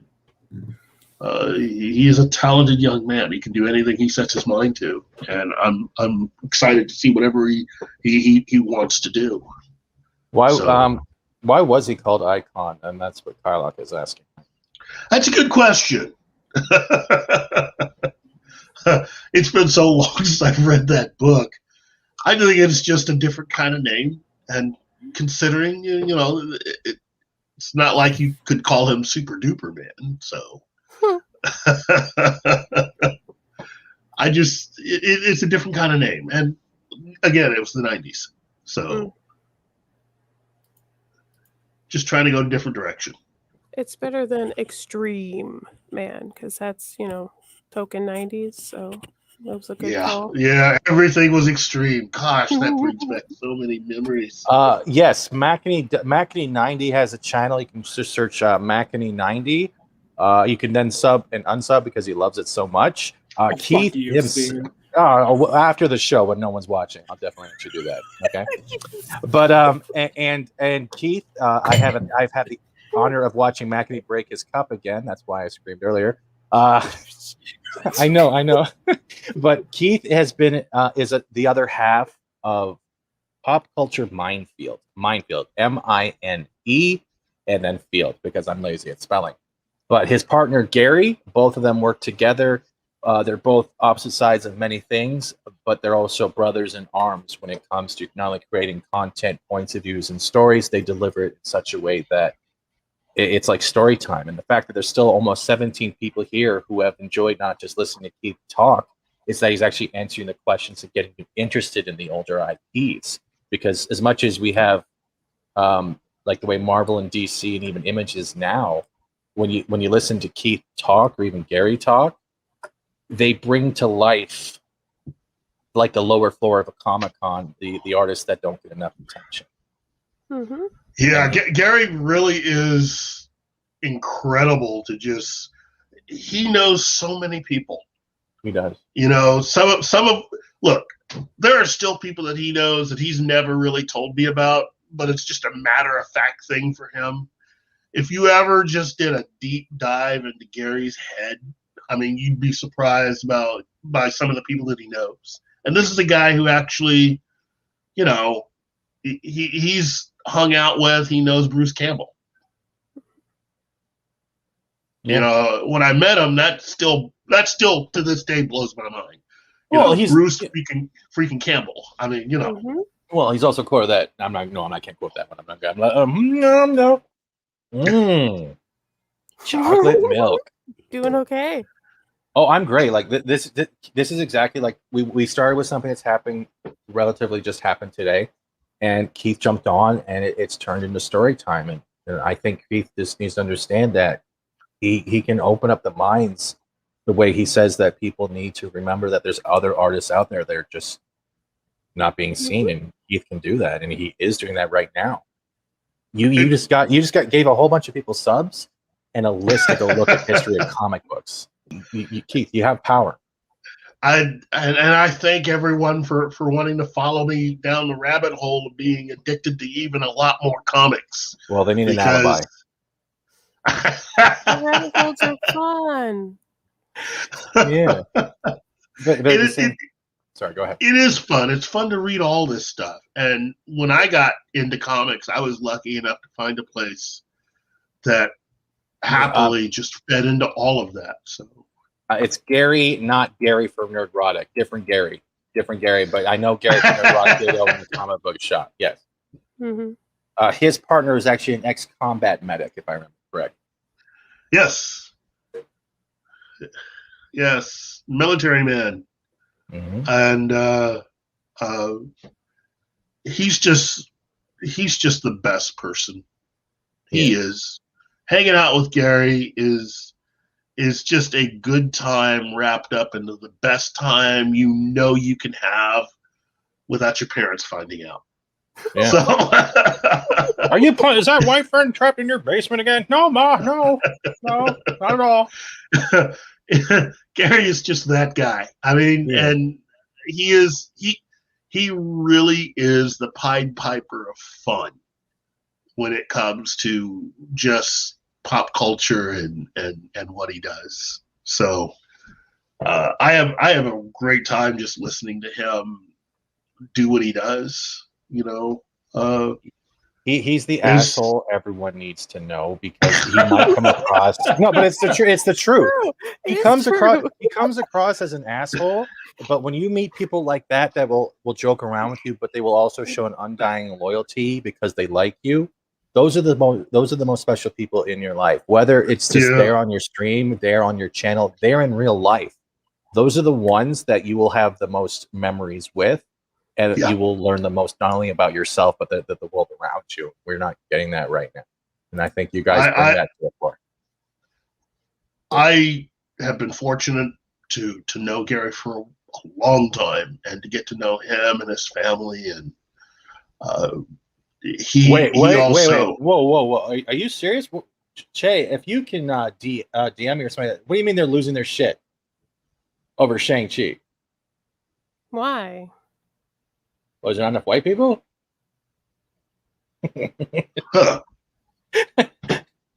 Gary, you'll never piss him off. Honestly, 60, he loves you to death. He loves having you on the channel, modding and whatever. He will never, ever say otherwise. Yeah. Yellow Flash posted a video earlier that people are mad because I guess one of the characters made a joke at Nicki Minaj's expense, apparently. I don't fucking care. That's ridiculous. They really think that. Oh God. Reaching. Yeah, it's just reaching. Projection. Oh my God. Like the fact that that YouTube takes down other stuff that hardly has any sexualized content, but they have her ass shaking to the Wet song right on your front page. Oh no, that's Cardi B. Oh my bad. Well, all the music sounds the shit. I'm sorry. I don't like them. Yeah. I am fired. I am so fucking fired. You know what the real problem is? It's that Left Eye just had to go and get herself killed in a tragic accident, and if she didn't, none of this garbage would fucking exist. Yeah. I'm sorry. Wait, who? What? I didn't know. I didn't hear it. I didn't hear Left the name. Eye from TLC. Oh, Left Eye. Yeah. Left Eye Lopez. Oh my God. What are you, 12?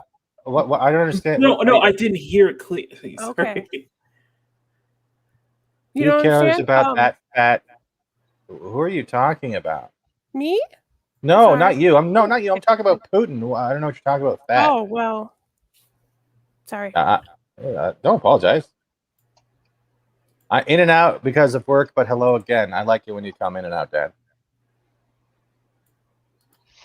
But I'm trying to see where people are freaking out about Twitter persons. So well, if it's what Makini said, then it is probably just projection. Yellow Flash made a video reaching and people just being their bitchy selves.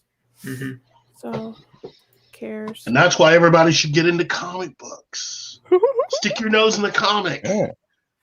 You want to go down a rabbit hole where you should be offended, even though it's all done with perfect humor? Go watch some C-Lab. Go watch some Venture Brothers. You know what I want to see? I want to see Venture Brothers versus DC. And you know what will happen? Dude, that would be hilarious. But if you guys don't, if you guys don't, my God. You see what I'm talking about? Yeah. No, okay. I'm getting too excited. Yeah, okay, I'll stop. No, be excited. I love it.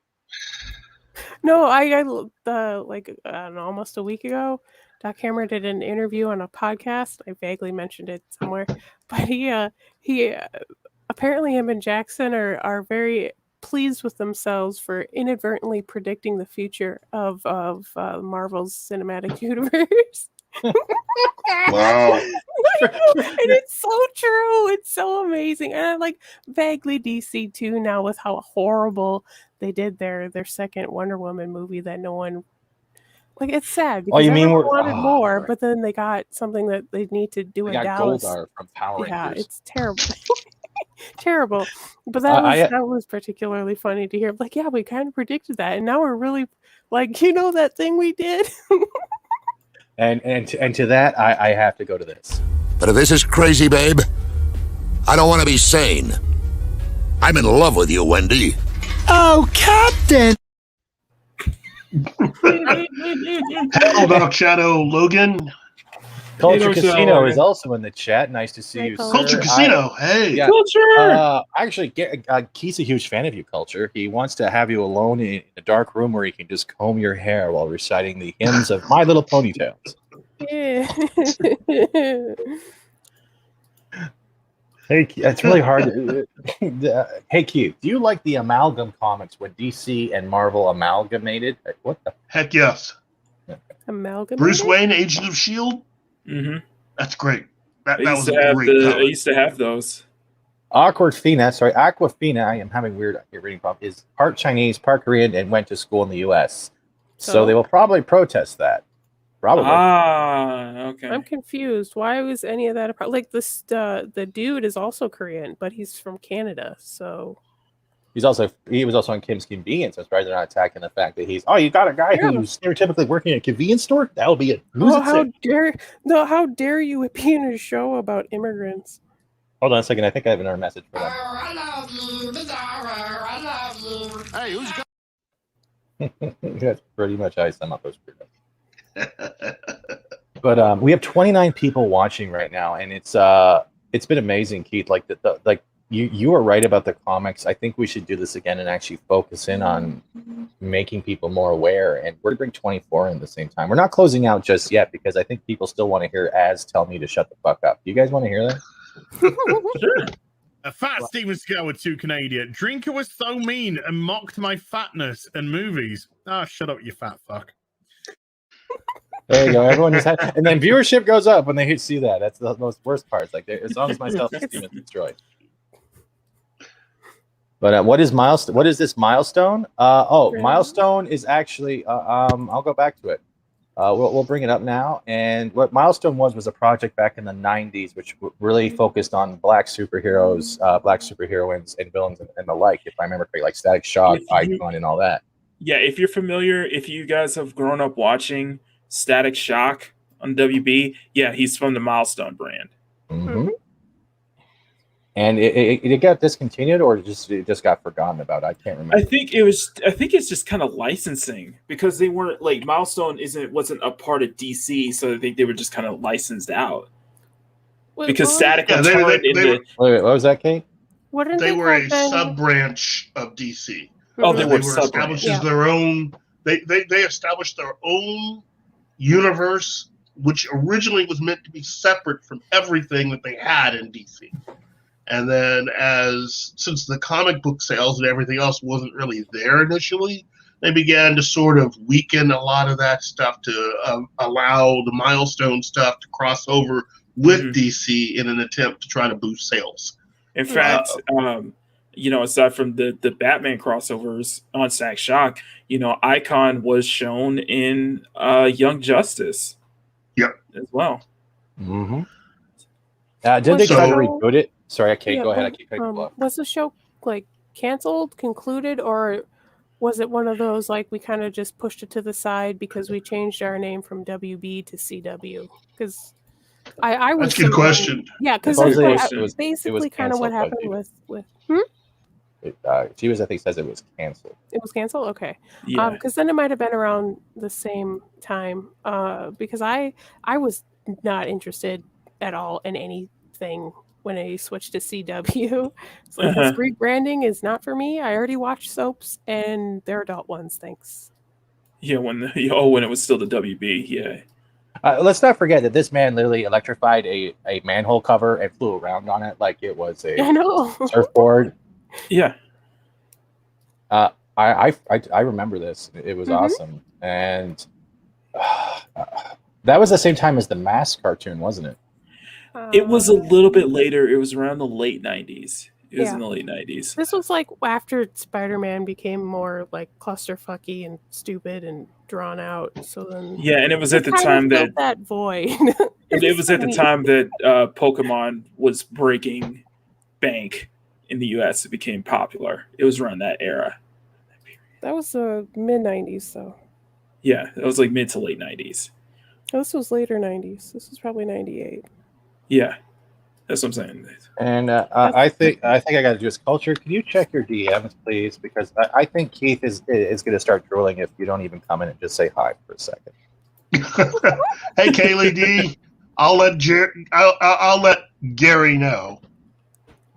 He won't be mad. If he were really mad at you, Kaylee, you'd know. Trust me, you would definitely know. He would, and honestly, the way he is, he not only does he own his mistakes, he owns the fact that he doesn't have to deal with you if he doesn't like you, and he'll tell you to your face. He will. He's one of those people. And memes, I agree, it was a solid series. I had fun watching that. You guys should still go back and try to find it, and it's just good stuff. And like I said before, I will always promote stuff like C-Lab, or if you want to go down a darker hole, Drawn Together. You guys remember Drawn Together, right? C-Lab, that's early. That's early days of Adult Swim. Damn, that's when they were still funny. Yeah, that's like that's original Adult Swim. Yeah, that's original. Essentially, when it was 20 employees working part time in New York. Mm-hmm. Yeah, we're just not getting anymore. Like I can't really name a cartoon besides Invincible. I know people are having their ifs and woes about either side, but I'm still enjoying it. I can look past whatever woke stuff that people are either looking for or see, and I'm just enjoying it because there's nothing better than watching Michael Dorn, aka Worf, looking like a giant white wolf dude, smack a guy's chest open with a sledgehammer or a mace. It's the best thing in the world. I saw that clip. I was like, I was like, and as soon as you hear him say honor, I'm like, that's Worf. Of course they got Worf. They nailed it perfectly. Even Mark Hamill as the tailor, that voice actor is great. And like, yeah, we have a fandom penis in here. What? Huh? What? No. What? No. Okay.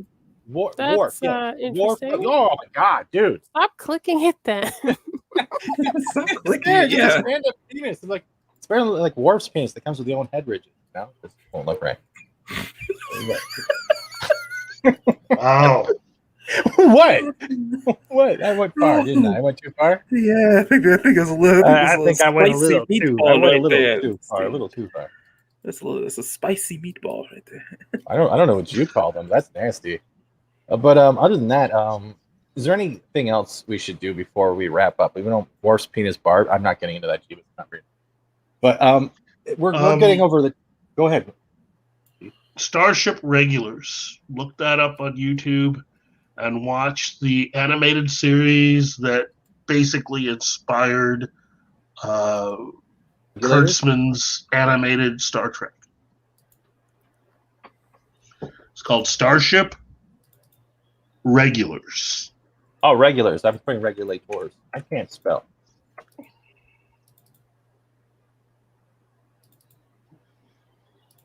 Will we get claimed for this? I don't know. I would watch it on your own time. You know, it's not like there's any bad language or anything, but if the captain, let him speak. Well, stop moving. There we go.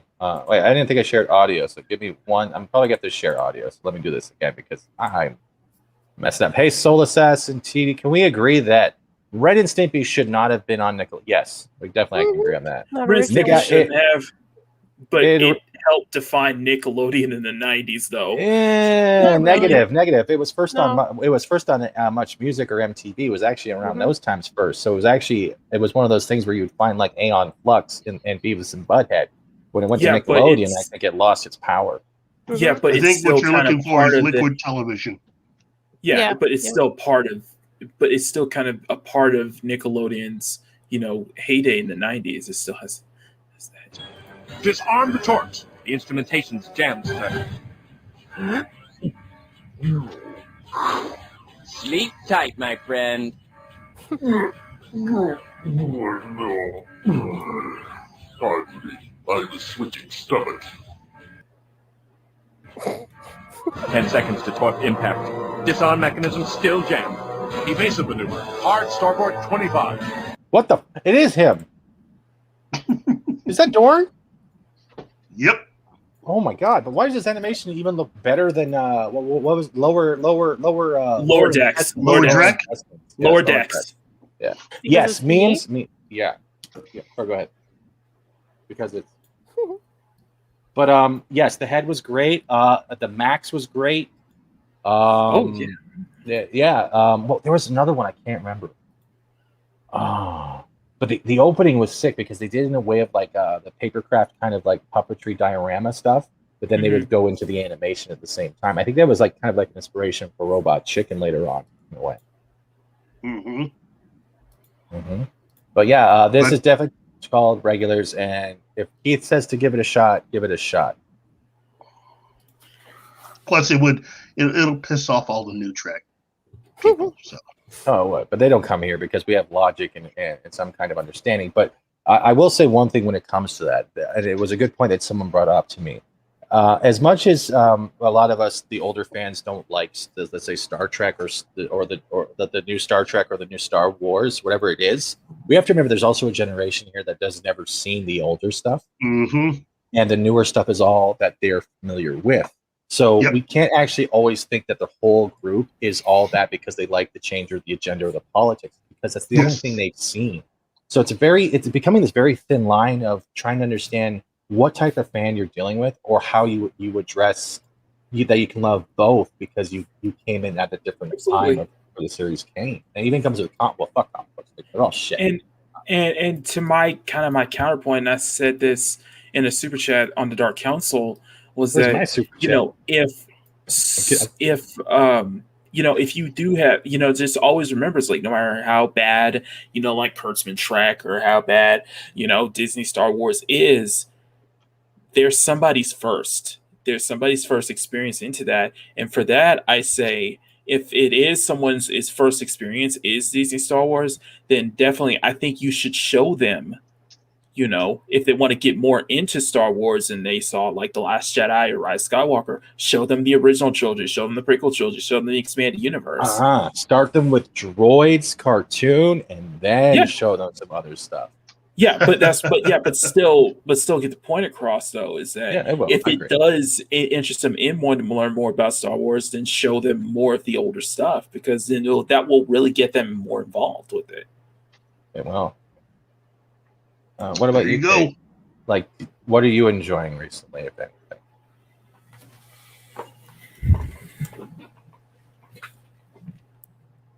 Okay. Who, me? I was asking Kate if there's anything she would like suggest that people should look up, whether it come to comics or anything that you like doing for media.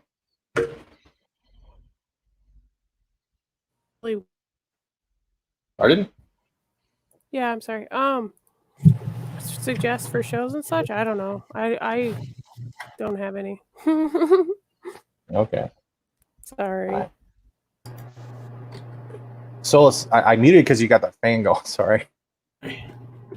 But Soul Assassin says we should show them the holiday special. It's better than this. I don't really think people want to see Chewbacca touch himself, but or his uncle touch himself at this point. That's something. Now that's it. Oh, go ahead. Oh no, I'm just reading that because I showed Henry Cavill. Yeah, I'm trying to bring all the chicks to the yard so they can mace me. That's pretty much it. That's my main thing. But we're going to get to the wrap up. We've been going almost 2 hours and 15 minutes, and I thank you guys for coming. 30 people, whoever's came by, retweeted, shared, commented, clipped things to make Keith look embarrassed. Thank you. Who made Mackie look embarrassed. I will definitely be reaching out for those clips. But before we go, I think we're going to do a little bit more. C-Lab. No, can you feel it when I do this? No, can you feel it when I do this? No, can you feel it when I do this? No, can you feel it when I do this? No. Hey, idiots! What time is it? Exactly 3:14 and change. All right. I love that show so much. But we're going to start closing out, and we're going to start. Kate, where can they find you if you have anything to promote or coming out? You can find me on the internet, Rowan Ginger Raven. most places. You can also check out my little interior design business, Dark Entries Design, and I have I started a YouTube for that, and I'm kind of hoping to hear back from someone about things. Not that it's completely relevant, but it'll be more motivating. So, all right. And next up, let's go to Makini. Good morning, good afternoon, good evening, good night, wherever you are. Thank you all for stopping by on this another great live stream. Fast Seems Go. I am Makini90, artist and illustrator. You can find me on YouTube, same name, Twitter, and Instagram as well, where I do art streams every Sunday, now every Wednesday, and even Fridays. And I do time-lapse videos as well. So, in the background, I've been working on putting another time-lapse video together that I may drop later on this afternoon, if not maybe tomorrow. On Wednesday, I'm bringing back the Wednesday edition of Makini Live, and after a long good talk with Fat Steven last night, I think for the Wednesday edition, I'm going to be talking about the whole Black Captain America that people were talking about over Twitter. I think I'm gonna be comfortable talking about that. And then of course I have Maki in the morning, which is usually my morning streams. I usually do once a week. It's just solo me, just kind of a Maki and chill. I play some chill music and do some sketching and just kind of get you guys' day started. And then I have, of course, the big Sunday stream, which is just called Makini Live, and that's with me, Bruce Lombardo, M. Dashley, and of course the lovely Mads Mama Bear. And it usually happens at 12:30. So, but anyway, guys, I appreciate that. Thank you all for stopping by. I hope you enjoy the art that I put out. And if you want to see more of my stuff, please subscribe to my channel. We appreciate it. Thank you. Thank you. And next up, we have Keith. And Keith, where can they find you and use you as an alibi? Let's see. You can find me, Pop Culture Bangfield, on YouTube, Twitter, Instagram, and Facebook. You can follow me on Twitter. You can follow Gary on Twitter. When I'm not doing this, I'm usually just watching a lot of TV. Big shout out to Peacock that decided to go ahead and have their series Deadly Class, which was produced by the Russo brothers. That is now for free on Peacock, and you can watch that entire series, the entire series in its entirety, I should say, on Peacock for free. And if you've never seen Babylon 5, today's a good day. If you still have your, if you still have access, Babylon 5 is the best thing to watch. It is right now. It is Shadow War. Shadow War. Oh, geez, just start from the beginning. Although personally, I would tell people start with season 2 at the very beginning, and as soon as you finish season 2, go back and watch season 1. Mm-hmm. But that would be the way that I would do it. But again, just there's a lot of good stuff out there. Shows, comics, whatever. Whoa! What? What? Oh, wait! You can't just say that. And you don't get to drop that at the end of the show. No, yeah, you can't do that. No. That's no. Cool. If he tells me he that. Have you watched Babylon 5 ever? No, I'm not into sci-fi. I really like the only sci-fi I like is Cowboy Bebop. Yeah. Cool. I know. I'm a good person. We will then have to somehow. He was a production assistant. What the? Looks like you got a guest for Fridays. Yeah, that's still fantastic. Monkey, what the? Oh, yeah. We're going to be in talk. No, you don't know. No, that's not fair. But I'm going to talk to you. We're going to try to get you on for one of these shows. I think we're going to do this again. I think this is we had a good time. This is a good slot. And we're going to have more stories with Keith. But before you guys are welcome to drop your links in the chat. If you're not a mod, but you do have their links, go right ahead. I'll try to put it in the description later. Other than that, I am going to close out with something new that is coming to Loading Screen Radio. I was working on the image last night. Don't worry, the music is copyright free, and I hope you guys enjoy it. You can find me in the morning gaming. You can find me with a lot of these people on a lot of different channels and in different panels. Loki, Ords, Lorena Creole with the lunch table, who has finally surpassed 2K, is now having that cheerleader stream in May. I will be wearing an outfit as well. Other than that, you guys have been great. I appreciate your time. I love the fact that you commented and stayed with us. Thanks to Keith, Kate, and McEnany and his fam. I hope you guys have a great day. We are going to close out, and we are going to end the show.